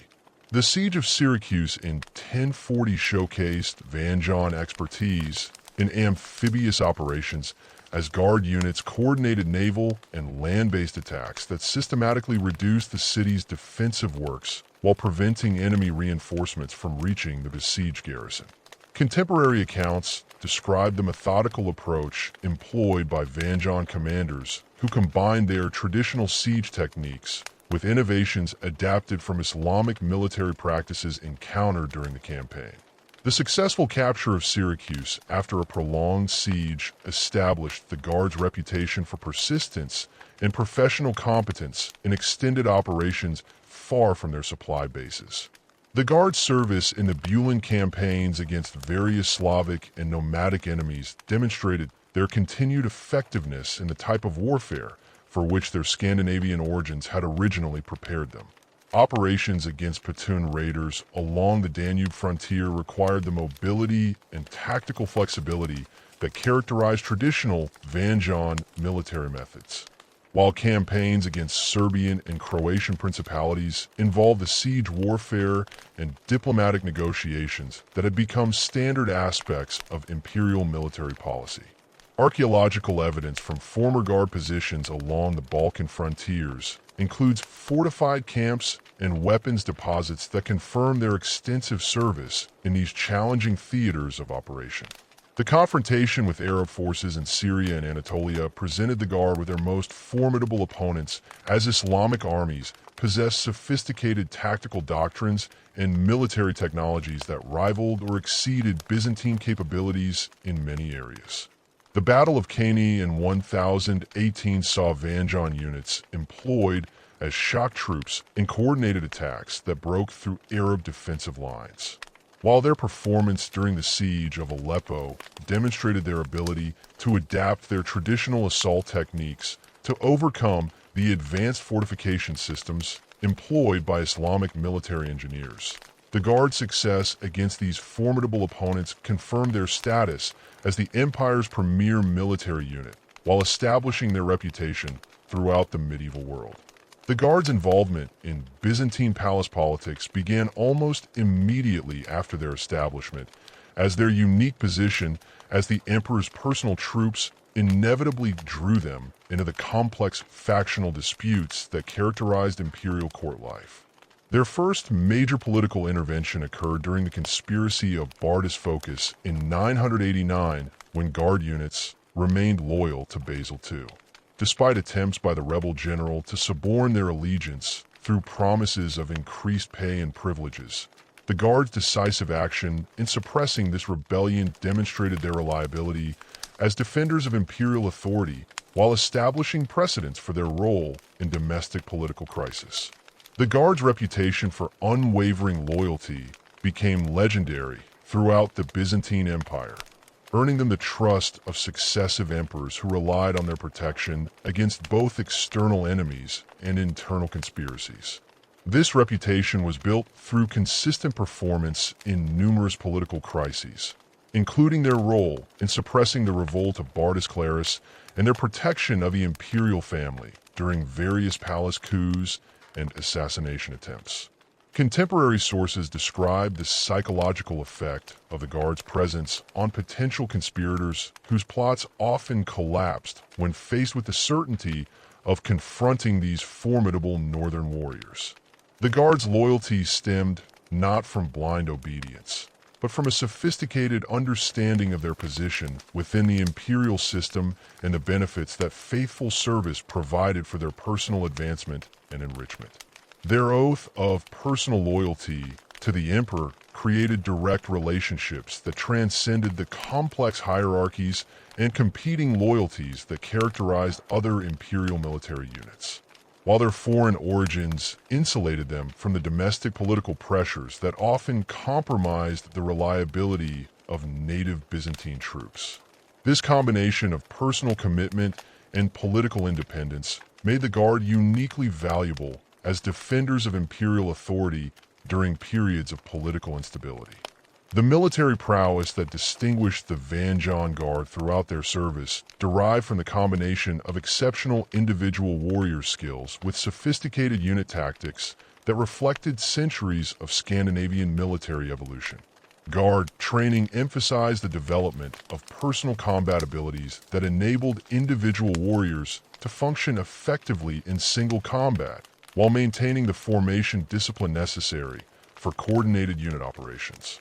Archaeological evidence from guard training facilities includes specialized weapons designed for instruction purposes and protective equipment that allowed realistic combat practice without excessive casualties among trainees. The Guards' weapon preferences reflected both their Scandinavian heritage and their adaptation to Byzantine military requirements, with most Guards carrying the traditional long-handled axes that became their signature weapons alongside high-quality swords manufactured according to Frankish specifications. The famous Varangian axe, with its broad, cutting edge, and reinforced handle, proved devastatingly effective against both mounted and infantry opponents, while serving as a powerful psychological weapon that intimidated enemies through its association with northern warrior traditions. Contemporary accounts describe the terrifying effect of massed Varangian axe charges where hundreds of guards advanced in tight formation while wielding their weapons with deadly precision. The Guards' tactical doctrine emphasized aggressive offensive operations that utilized their superior individual combat skills and unit cohesion to overwhelm enemy positions through concentrated attacks at decisive points. Their preferred formation, known as the Boar's Head, concentrated the most experienced warriors at the front of a wedge-shaped attack column that could penetrate enemy lines through sheer momentum and fighting skill. This formation required exceptional discipline and coordination, as individual guards had to maintain their positions within the advancing wedge while engaging in intense personal combat with enemy defenders. The Guards' reputation for ferocity in battle was balanced by their professional approach to military operations, which emphasized careful planning, thorough reconnaissance, and systematic execution of complex tactical maneuvers. Their commanders, typically drawn from the most experienced guards who had demonstrated both combat prowess and leadership abilities, possessed sophisticated understanding of military strategy that enabled them to adapt traditional Scandinavian tactics to the diverse operational requirements of imperial service. The Guards' military effectiveness resulted from this combination of individual warrior excellence with collective tactical sophistication that distinguished them from both barbarian warbands and conventional imperial military units. The wealth accumulated by successful guards through their imperial service created opportunities for social advancement that would have been impossible in their Scandinavian homelands, where rigid social hierarchies limited the prospects available to even the most capable warriors. The imperial system rewarded military excellence with financial compensation, land grants, and access to commercial opportunities that enabled enterprising guards to establish themselves as wealthy landowners or successful merchants. Archaeological evidence from former Guard residential areas includes substantial private residences and accumulated treasure hoards that demonstrate the prosperity that imperial service could provide for those who survived its dangers and distinguished themselves through exceptional performance. The Guards' integration into Byzantine society involved complex negotiations between their desire to maintain their cultural identity and the practical requirements of functioning within an alien social and political environment. Many Guards married Byzantine women and established permanent residences in Constantinople, creating hybrid households that combine Scandinavian and Byzantine cultural elements while maintaining connections to their northern homelands through continued participation in Guard activities and ceremonies. The children of these marriages often served as cultural intermediaries who facilitated communication between the Guard and broader Byzantine society while preserving knowledge of Scandinavian traditions and practices.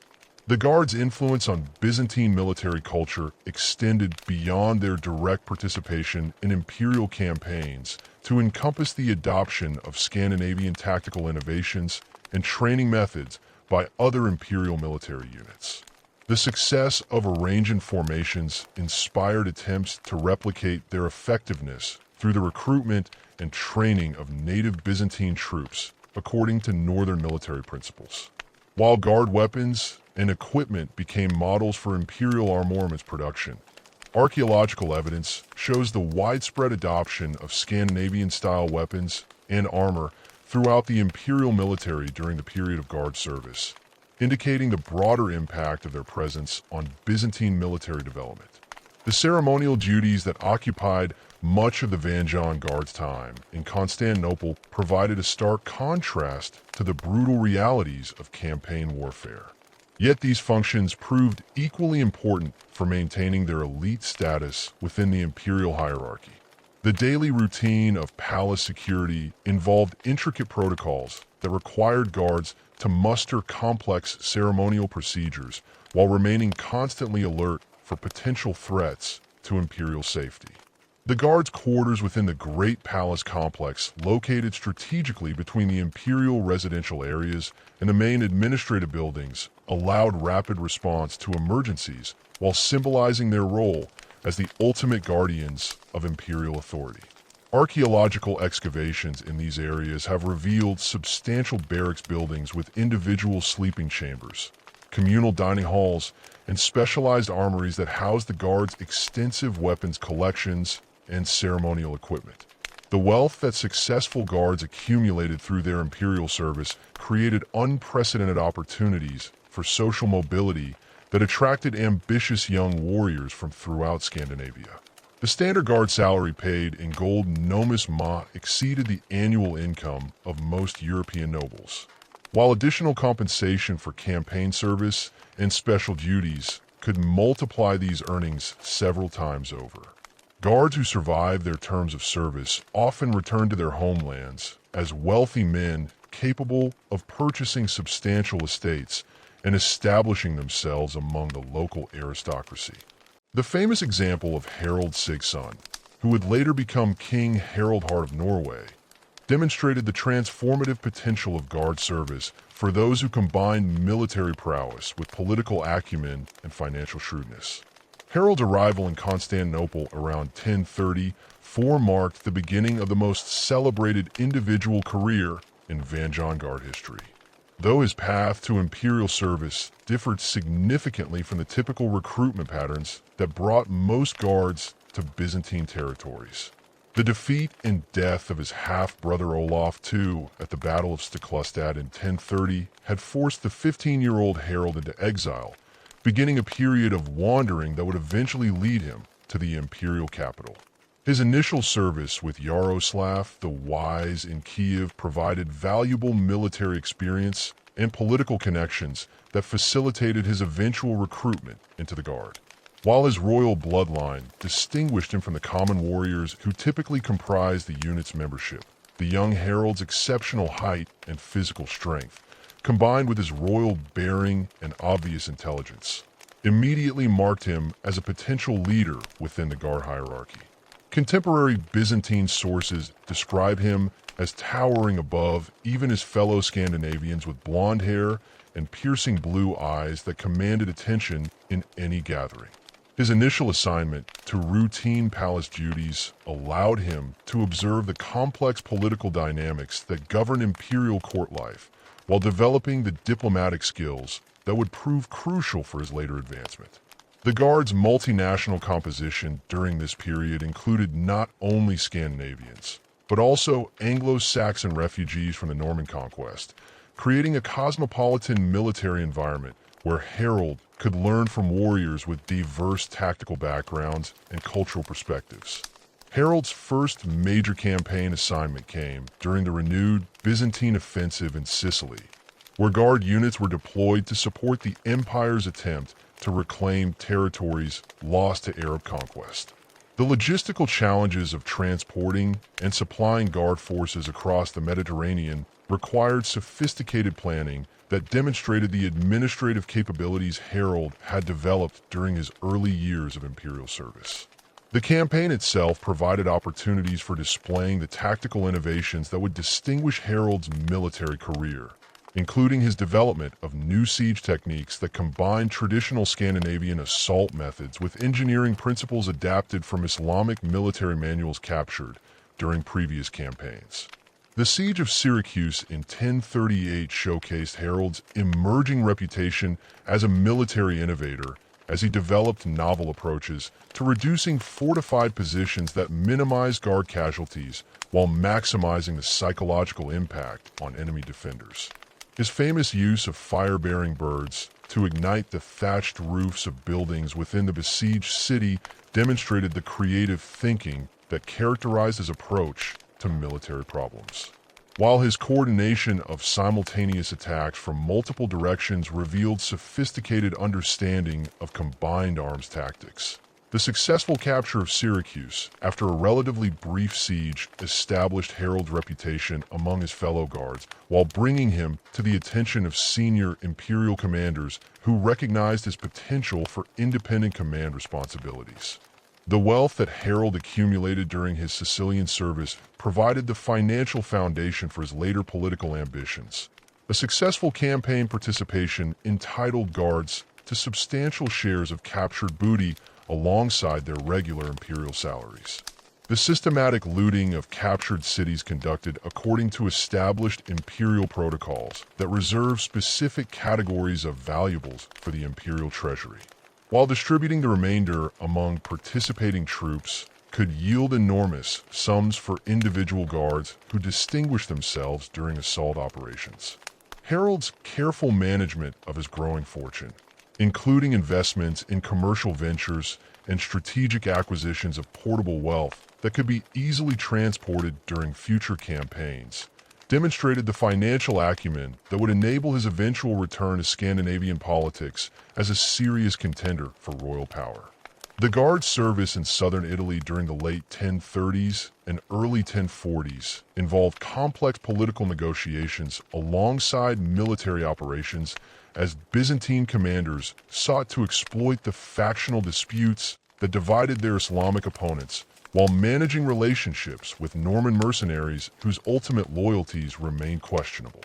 Harald's participation in these diplomatic activities provided valuable experience in the type of multi-party negotiations that characterized medieval political relationships, while his growing reputation as a successful military commander enhanced his credibility as a potential negotiating partner for both imperial authorities and local political leaders. The campaign against Arab positions in Sicily required guard units to adapt their traditional tactical methods to the challenging terrain and climatic conditions of the Mediterranean theater, where the forests and rivers that had shaped Scandinavian military traditions were replaced by arid mountains and fortified coastal cities.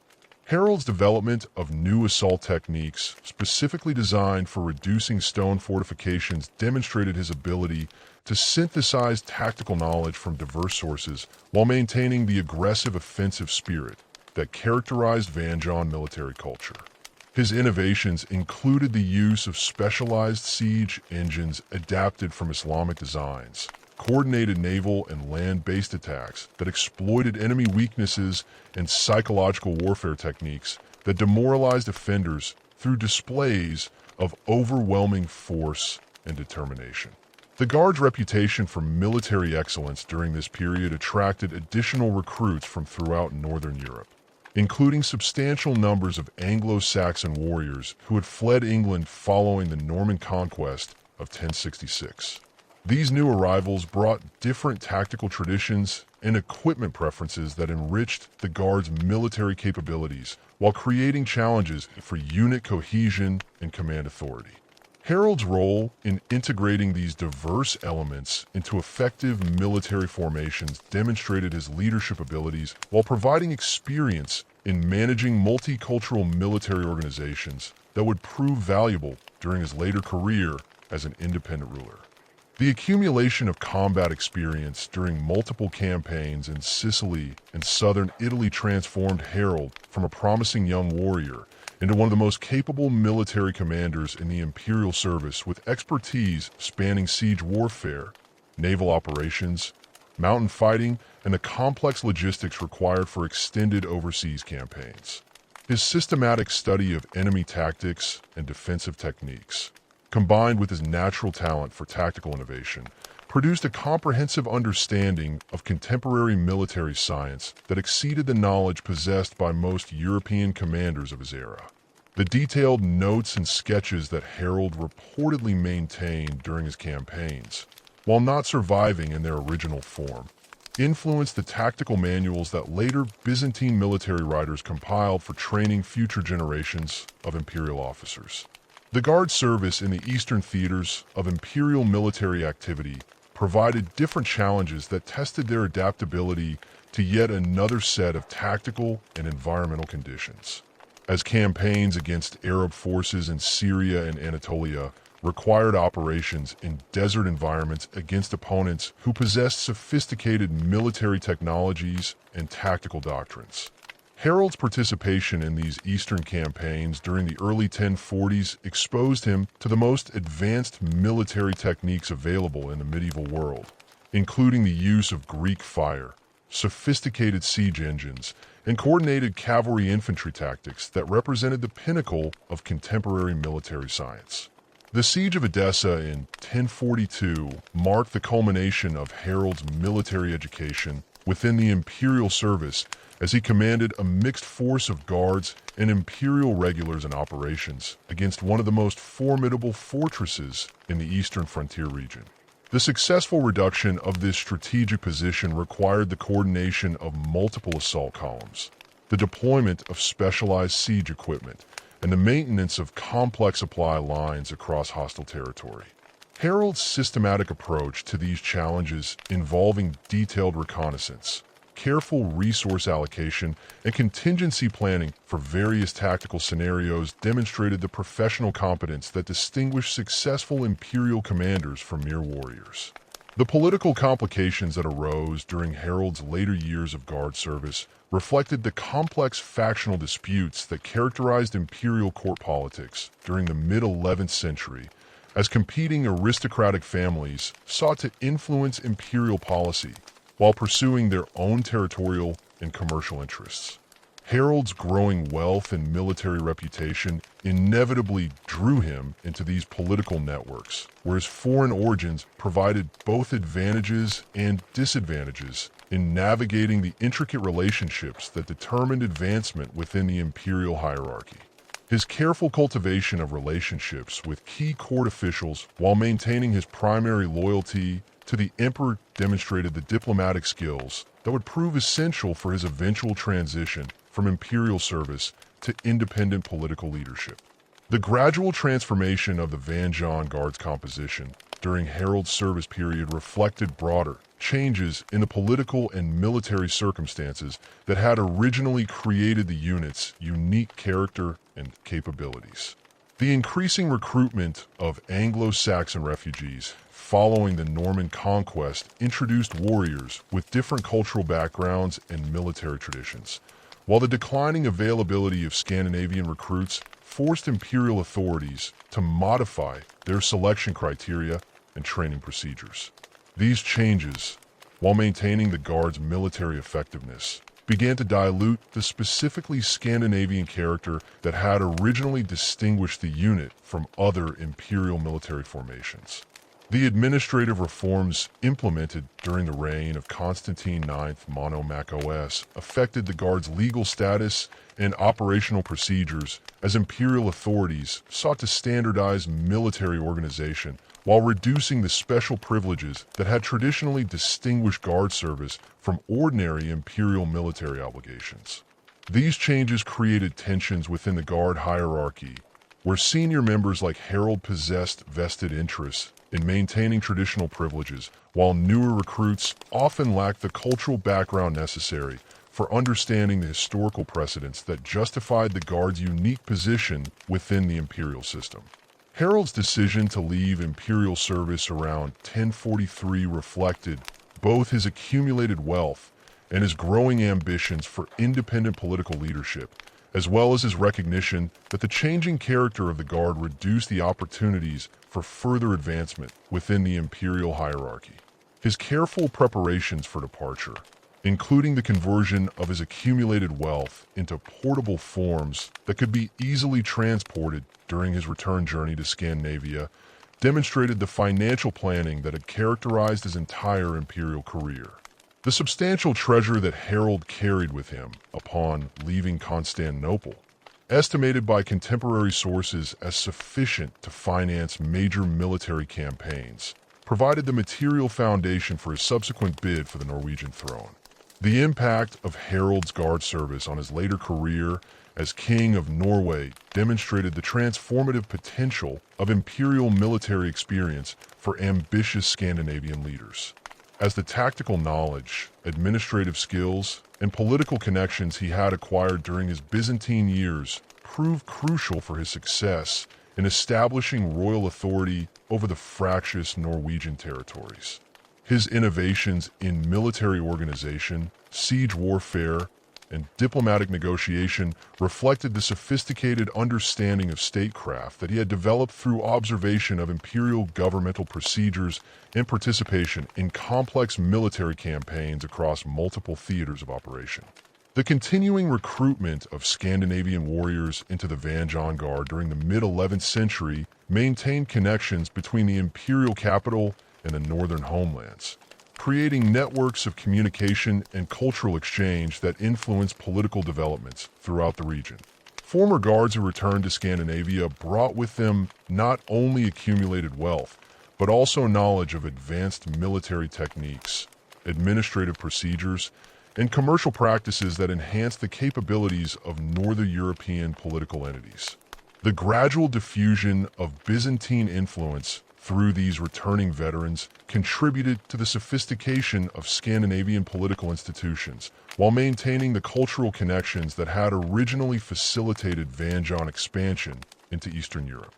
The Guard's participation in the Empire's final major campaigns in southern Italy during the 1040s and 1050s marked the end of an era in Byzantine military expansion as imperial resources became increasingly focused on defending existing territories rather than acquiring new conquests.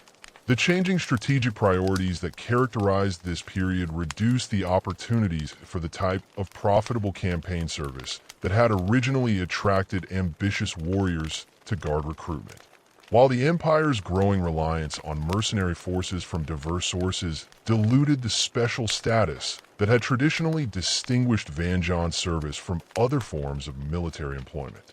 The Battle of Hastings in 1066, which eliminated the Anglo-Saxon kingdom that had provided increasing numbers of Guard recruits during the previous decades, marked a decisive turning point in the unit's recruitment patterns and cultural composition. The Norman victory not only removed a major source of potential Guards, but also demonstrated the effectiveness of new military techniques that challenged the tactical superiority that had originally justified the Guard's elite status within the imperial military hierarchy. The gradual adaptation of these tactical innovations by other imperial military units reduced the unique advantages that had made Varangian service so valuable to imperial commanders, beginning the process of institutional change that would eventually transform the Guard from an elite foreign unit into a more conventional imperial military formation. The gradual eclipse of Varangian military dominance in the decades following the Norman conquest fundamentally altered the character of political authority throughout the Rus territories as the traditional warrior merchant elite found themselves increasingly dependent on Slavic administrative structures and local power networks that had evolved independently of Scandinavian influence. The death of Yaroslav the Wise in 1054 marked the end of the last generation of rulers who maintained direct personal connections to Scandinavian political traditions, leaving his successors to govern territories where the majority population had developed distinctly Slavic cultural identities that bore little resemblance to the northern warrior societies from which their rulers had originally emerged. Archaeological evidence from major Rus cities during this transitional period shows the systematic replacement of Scandinavian-style residential compounds with architectural forms that reflected Byzantine and local Slavic building traditions. While weapon deposits indicate the gradual abandonment of traditional Varangian military equipment in favor of arms and armor that conform to broader European standards. The linguistic transformation that accompanied this cultural shift proved particularly significant for the long-term development of Rus political institutions, as the Old Norse terminology that had characterized early Varangian administrative practices gave way to Slavic vocabulary that reflected the practical requirements of governing predominantly Slavic populations. Legal documents from the mid-11th century show the increasing use of Slavic legal concepts alongside traditional Scandinavian juridical procedures, creating hybrid legal systems that attempted to balance the customary rights of different ethnic communities while maintaining the authority of Varangian rulers. The gradual disappearance of runic inscriptions from official documents and monumental stones marked the final abandonment of Scandinavian written traditions in favor of Cyrillic script that facilitated communication with Byzantine authorities and provided access to the extensive religious and administrative literature that supported Christian governmental practices. The administrative reforms initiated during Yaroslav's reign represented systematic attempts to codify the complex legal relationships that had evolved through centuries of interaction between Varangian rulers and their diverse subjects, creating written legal codes that could provide consistent standards for judicial proceedings throughout the expanded Rus territories. The compilation of the Ruskia Pravda during the 1010s and 1020s involved extensive consultation with legal experts representing different cultural traditions, including Scandinavian law speakers who possessed detailed knowledge of Northern European legal precedents, Byzantine jurists familiar with Roman legal principles, and Slavic elders who understood the customary practices that governed local communities. The resulting legal code reflected this multicultural input, while establishing new standards that emphasized the protection of property rights, the regulation of commercial transactions, and the systematic punishment of criminal activities that threaten social stability.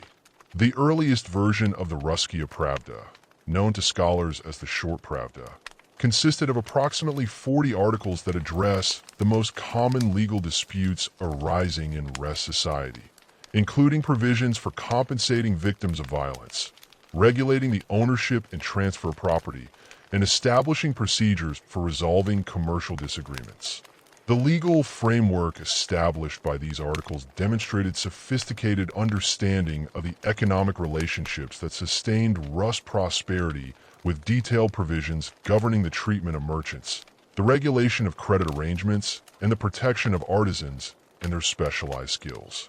Archaeological evidence from legal proceedings conducted according to Pravda standards includes standardized weights and measures used for determining compensation payments, sealed documents that recorded legal agreements, and specialized courtroom facilities that provided appropriate settings for formal judicial proceedings. The influence of Scandinavian legal traditions remained clearly visible in the Pravda's emphasis on monetary compensation rather than physical punishment for most criminal offenses, reflecting the Northern European preference for resolving disputes through negotiated settlements that restored social harmony while providing appropriate recompense for injured parties. The detailed schedules of compensation payments established for different categories of violence, from minor assaults to deliberate homicide, created predictable legal outcomes that encouraged peaceful resolution of conflicts while maintaining the social hierarchies that distinguish between free persons, dependent, and slaves. The legal protection extended to foreign merchants, and craftsmen demonstrated the code's recognition of the international character of Rus's commercial activities.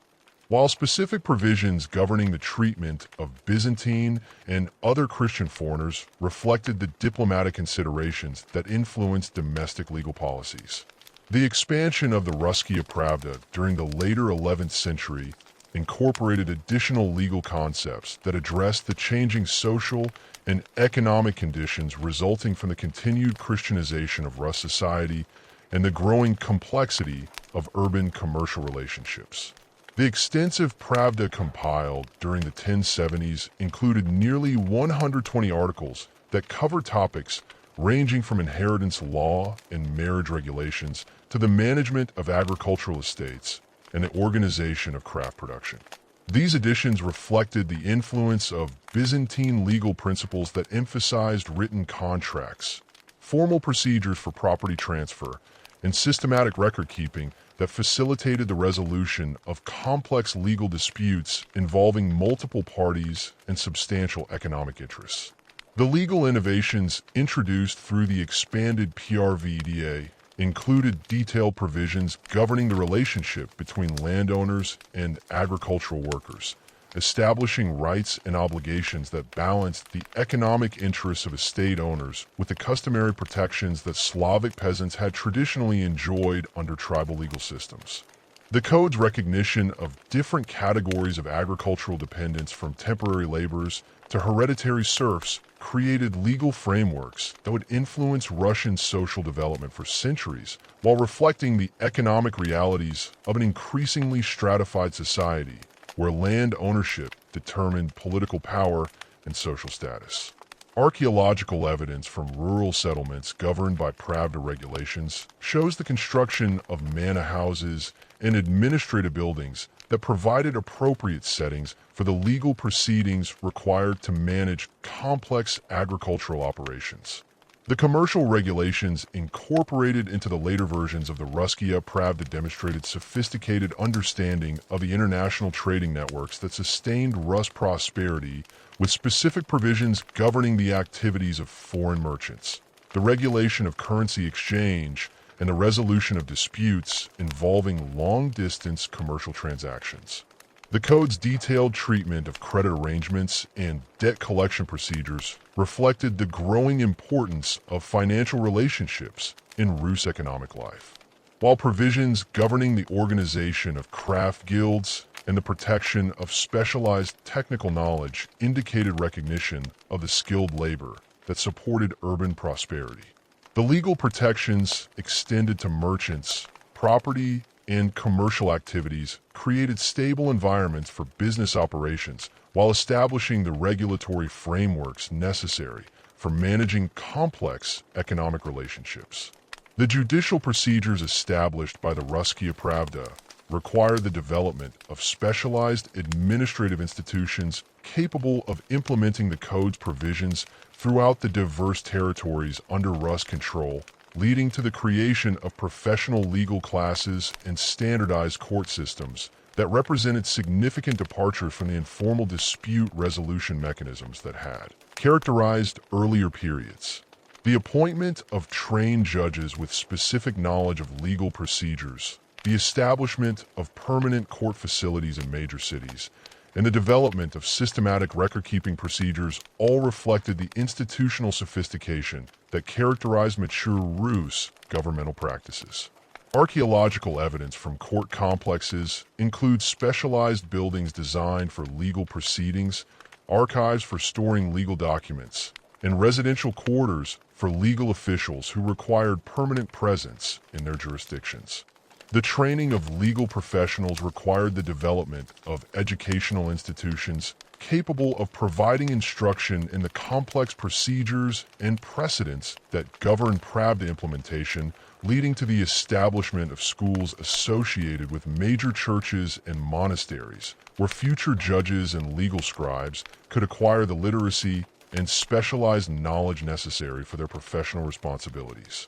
The curriculum of these legal schools included instruction in Slavic and Byzantine legal traditions, training in document preparation and record-keeping procedures, and practical experience in conducting judicial proceedings under the supervision of experienced legal practitioners. The graduation of trained legal professionals from these institutions created a class of administrators whose expertise transcended ethnic boundaries while serving the practical needs of increasingly complex governmental systems.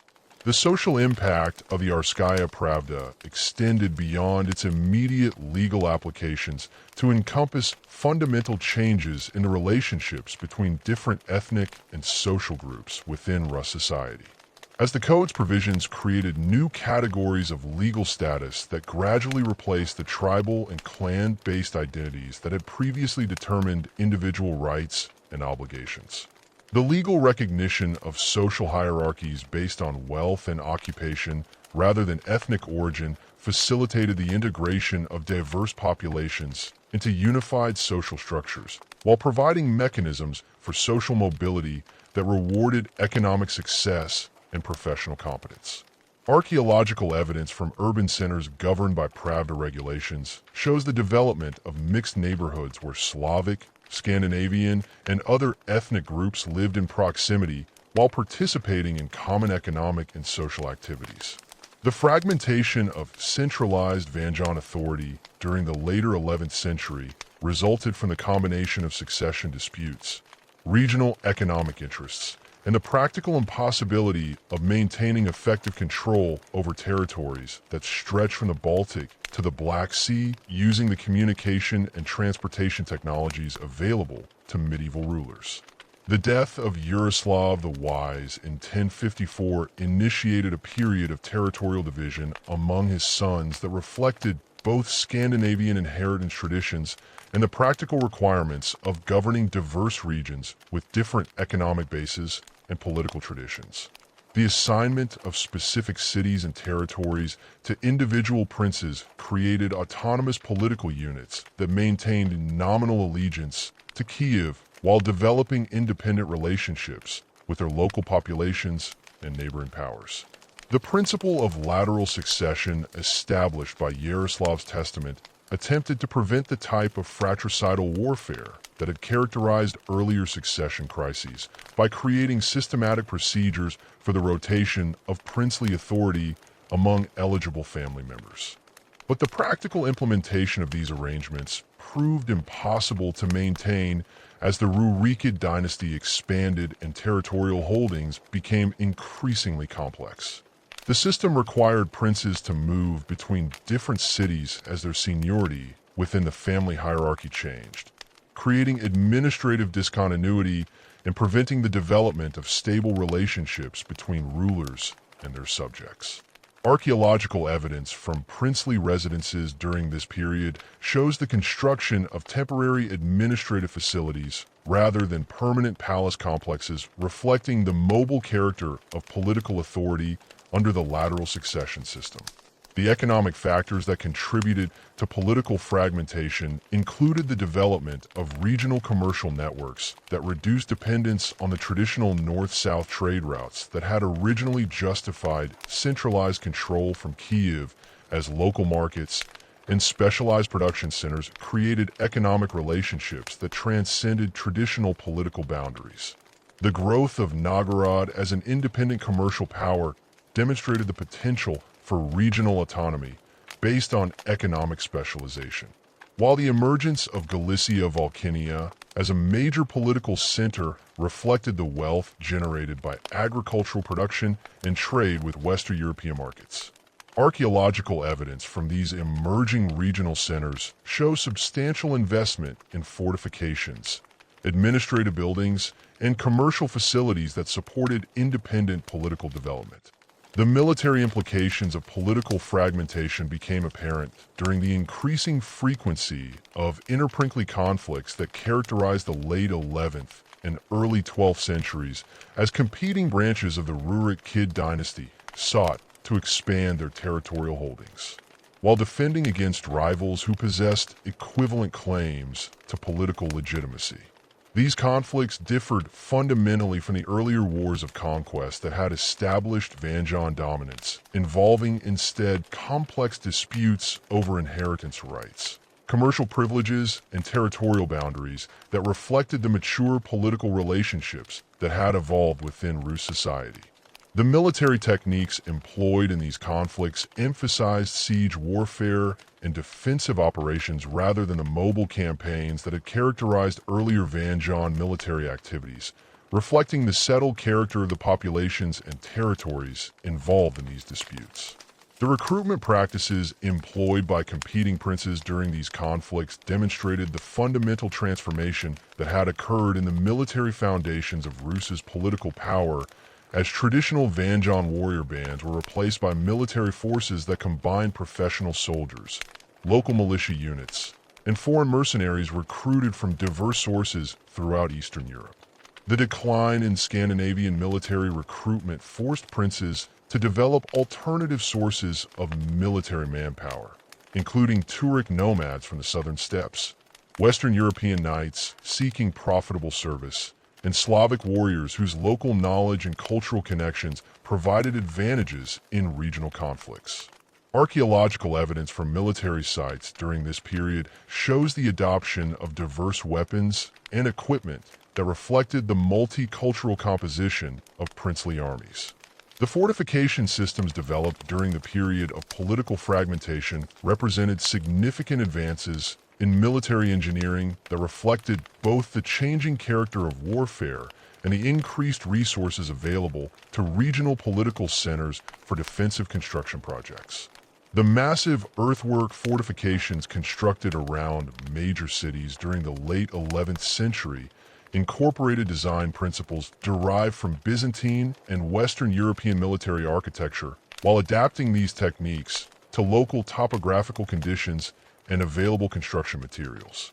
The scale of these projects required unprecedented coordination of labor and resources that demonstrated the administrative capabilities that regional princes had developed from managing their territories.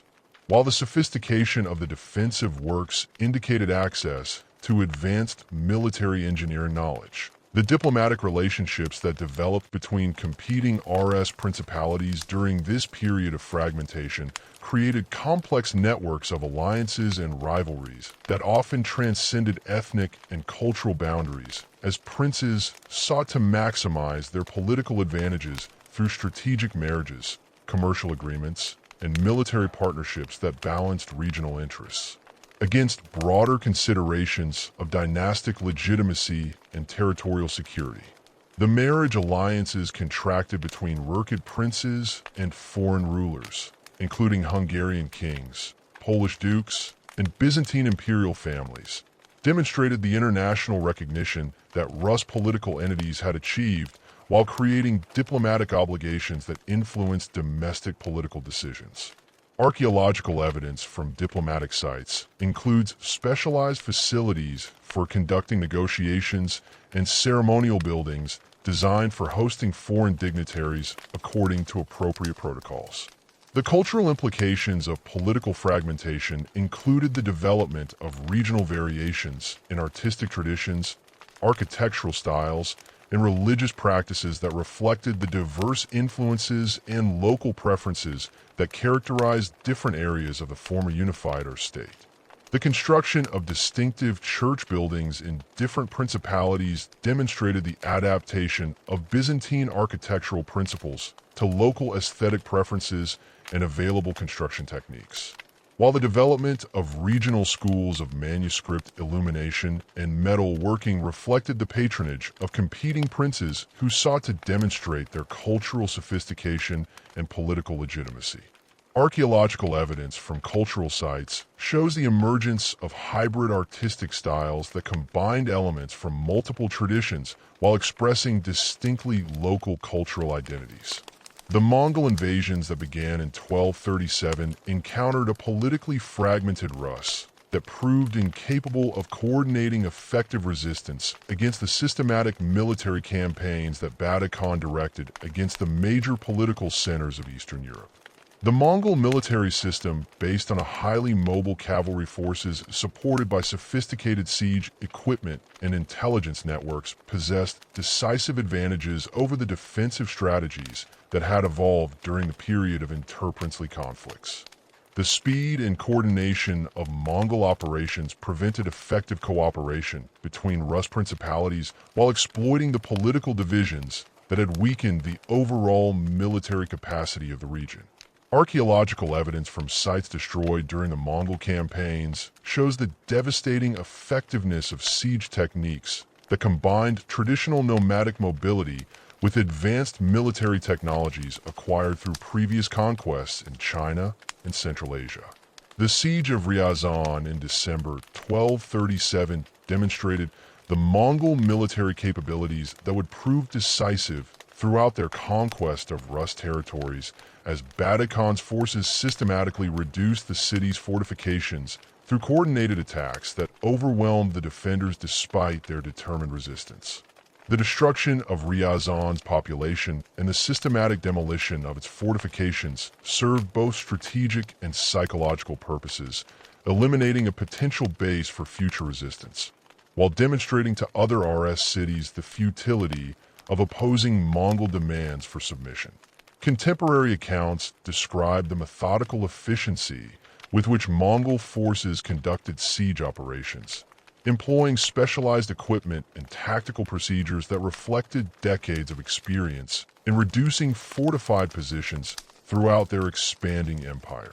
The fall of Moscow in January 1238 marked another crucial stage in the Mongol conquest, as the capture of this strategically located fortress eliminated a major obstacle to further advances into the heartland of Rus territories, while demonstrating the inability of regional princes to coordinate effective defensive strategies. The brief siege that preceded Moscow's capture revealed the overwhelming superiority of Mongol military organization over the improvised offensive arrangements that characterized Rus resistance efforts. While the systematic destruction that followed the city's fall served notice to other potential resistors of the consequences of continued opposition, archaeological evidence from Mongol siege sites includes specialized military equipment and the remains of defensive works that confirm the technological advantages that enabled such rapid conquest of heavily fortified positions. The systematic destruction that followed the Mongol conquest of Kiev in 1240 marked the definitive end of Varangian political dominance in Eastern Europe.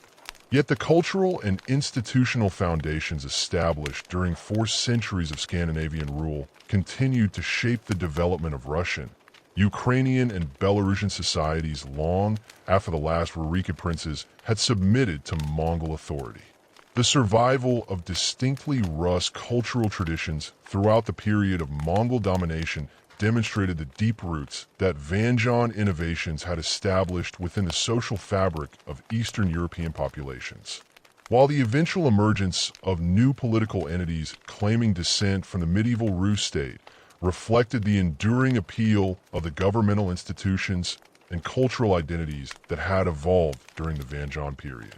The contribution of Varangian political traditions to the formation of later national identities becomes most apparent in the persistent emphasis on princely authority and dynastic legitimacy that characterized the political development of Moscow, Lithuania, and other successor states that emerged from the fragmentation of Mongol rule. The Muscovite princes who gradually established dominance over the northeastern Rus territories during the 14th and 15th centuries consistently claimed descent from the Auroricid dynasty, while employing governmental institutions and ceremonial practices that directly descended from Varangian precedents. Archaeological evidence from the Moscow Kremlin includes architectural elements and decorative programs that consciously evoke the grandeur of pre-Mongol Kiev. While the legal codes promulgated by Muscovite rulers incorporated principles derived from the Russkaya Pravda, alongside newer regulations adapted to changing social and economic conditions. The persistence of Varangian influence in Ukrainian political traditions manifested through the continued importance of Kiev as a symbolic center of legitimacy and the adoption of governmental institutions that reflected the federal character of the original Rus state. The Cossack organizations that emerged during the 16th century employed military and administrative practices that bore striking resemblances to the warrior merchant associations that had characterized early Varangian society. While their emphasis on collective decision-making and elected leadership echoed the participatory elements that had distinguished Rus political culture from the more autocratic systems that developed in Western Europe. The archaeological record from Cossack settlements includes weapons, fortifications, and residential structures that demonstrate continuity with medieval Rus material culture despite the intervening centuries of foreign domination. Belarusian cultural development similarly reflected the enduring influence of Varangian institutional innovations, particularly in the areas of legal traditions and commercial practices that had originally been introduced during the period of Rus expansion into the Western territories. The legal codes employed in the Grand Duchy of Lithuania incorporated substantial elements derived from the Russkaya Pravda.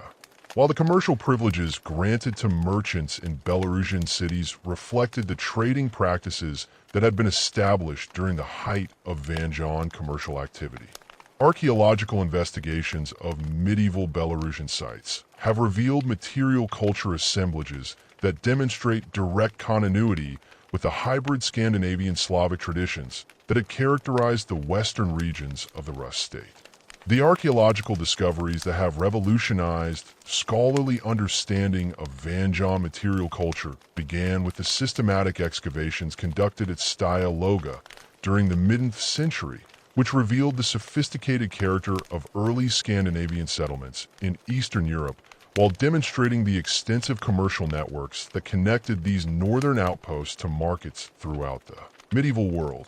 The preservation conditions at Staya Loga allowed the survival of organic materials that provided unprecedented insights into Varangian daily life, including leather goods, textiles, wooden implements, and food remains that documented the adaptation of Scandinavian cultural practices to the environmental conditions and available resources of their new territories. The excavation of Varangian burial sites throughout the former Rus territories has provided detailed information about the social hierarchies and cultural practices that characterize different periods of Scandinavian settlement, with grave goods demonstrating the evolution from purely Scandinavian cultural traditions toward the hybrid identities that emerge through interaction with local populations. The famous chamber graves discovered near Nestovo contain assemblages that combine high-quality Scandinavian weapons and jewelry with Byzantine silk, Islamic silver, and locally produced ceramics, illustrating the cosmopolitan character of Varangian elite culture.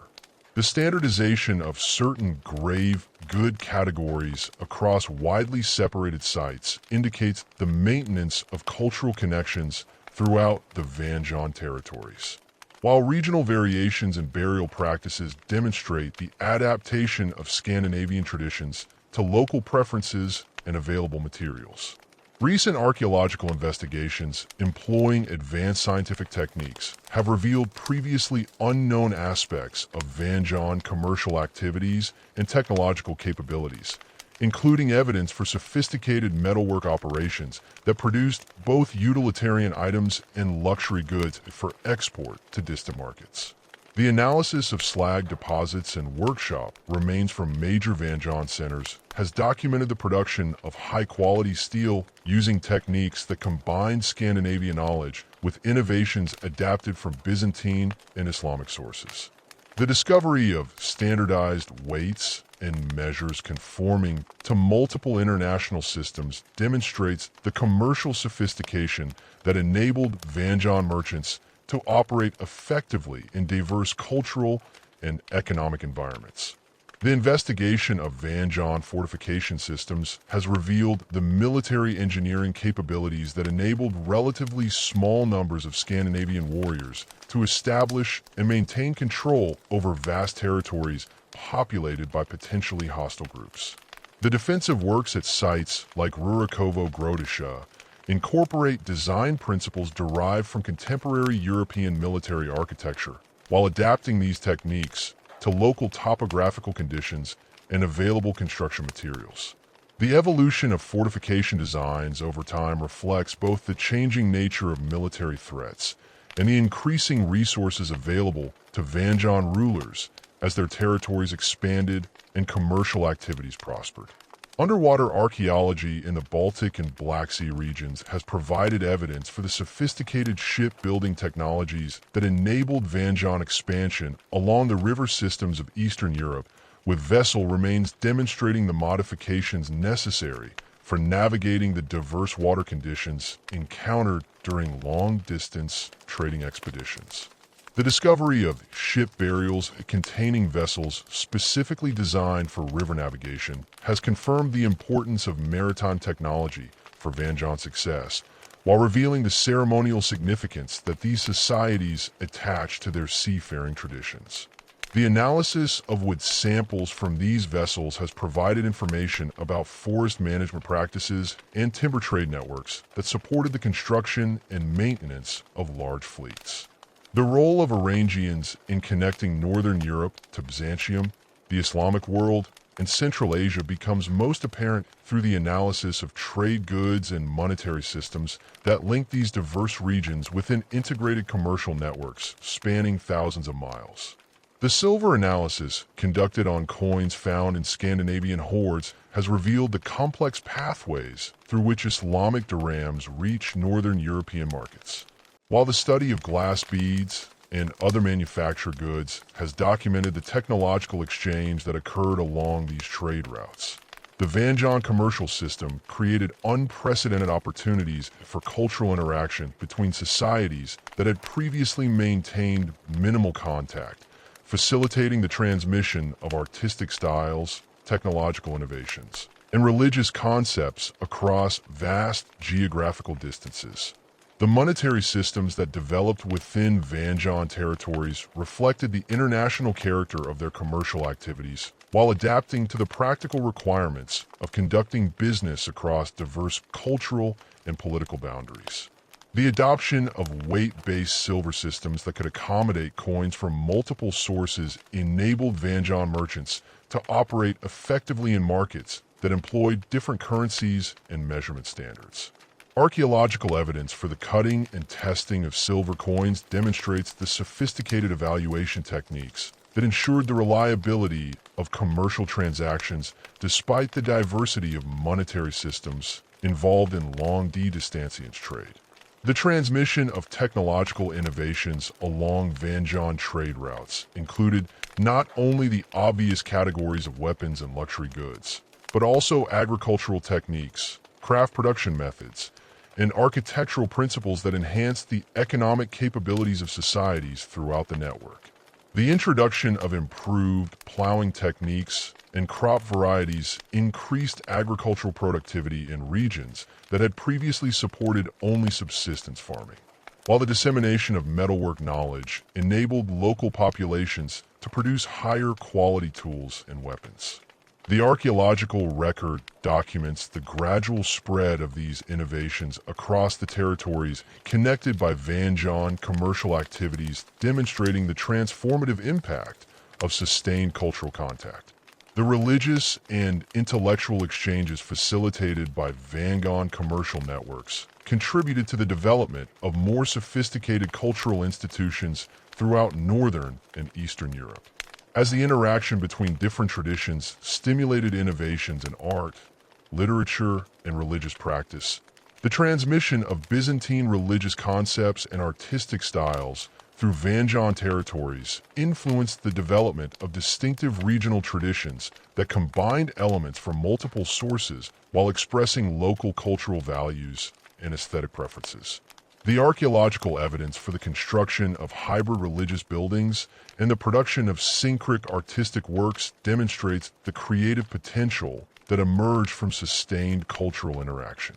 Modern scholarly debates about Varangian influence have evolved significantly since the 18th century controversies between Normanist and anti-Normanist historians, with contemporary research employing interdisciplinary approaches that combine archaeological evidence, linguistic analysis, genetic studies, and comparative historical investigation to develop more nuanced understandings of the complex processes involved in early medieval cultural interaction.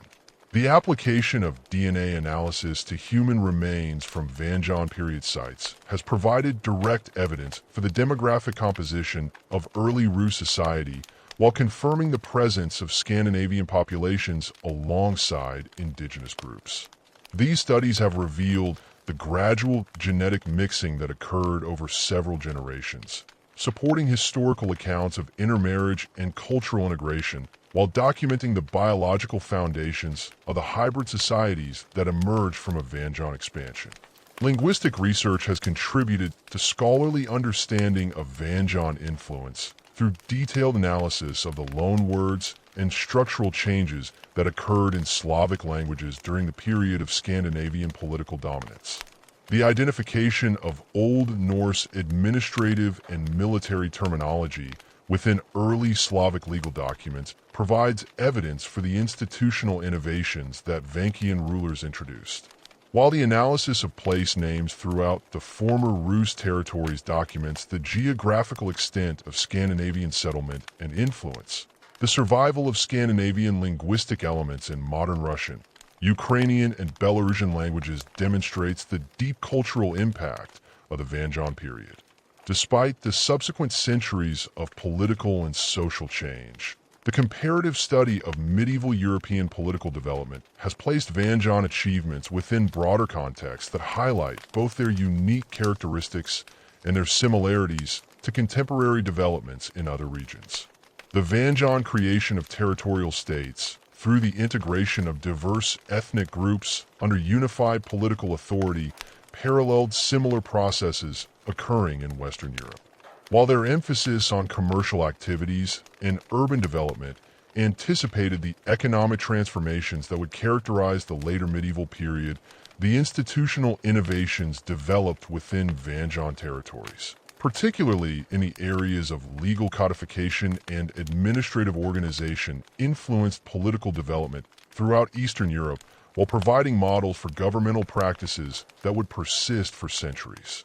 Recent archaeological discoveries continue to expand scholarly understanding of Varangian material culture and its relationship to broader patterns of medieval European development, with new excavations revealing previously unknown aspects of Scandinavian settlement patterns, economic activities, and cultural practices.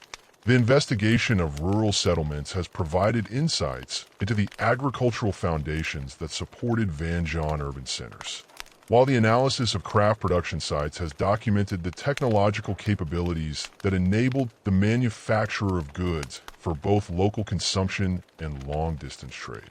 These discoveries have confirmed the sophisticated character of Varangian society, while revealing the extent to which Scandinavian settlers adapted their traditional practices to the environmental and cultural conditions they encountered in Eastern Europe.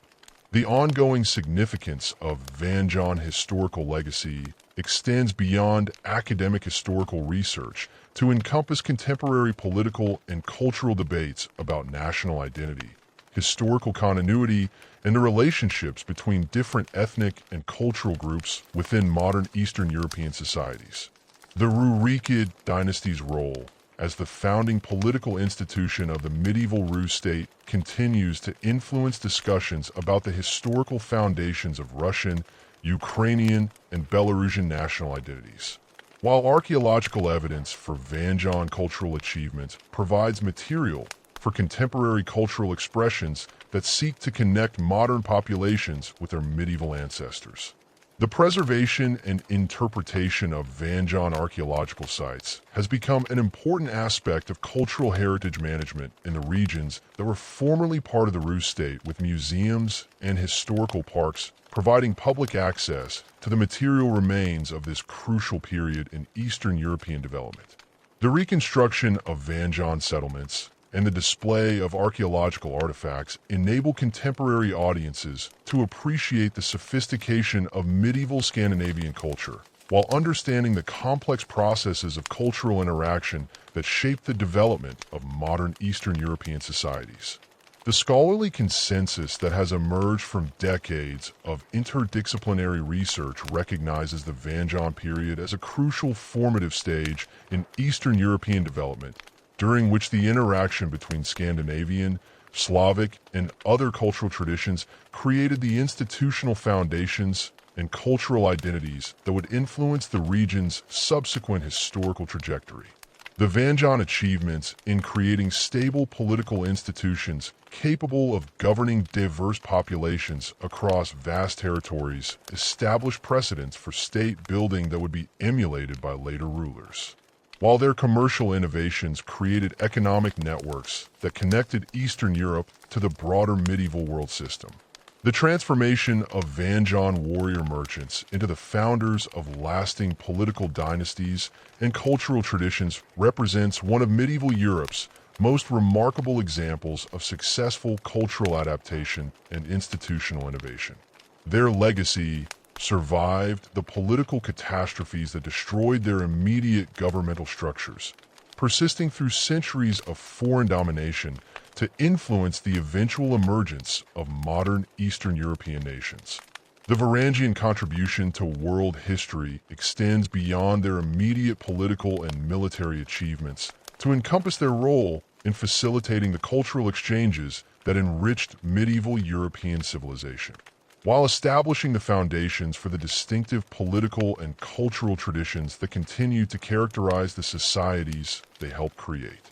The enduring significance of their historical legacy demonstrates the transformative potential of sustained cultural interaction and the lasting impact that relatively small groups of determined individuals can achieve when they successfully adapt their traditions to new environments while remaining open to learning from the societies they encounter.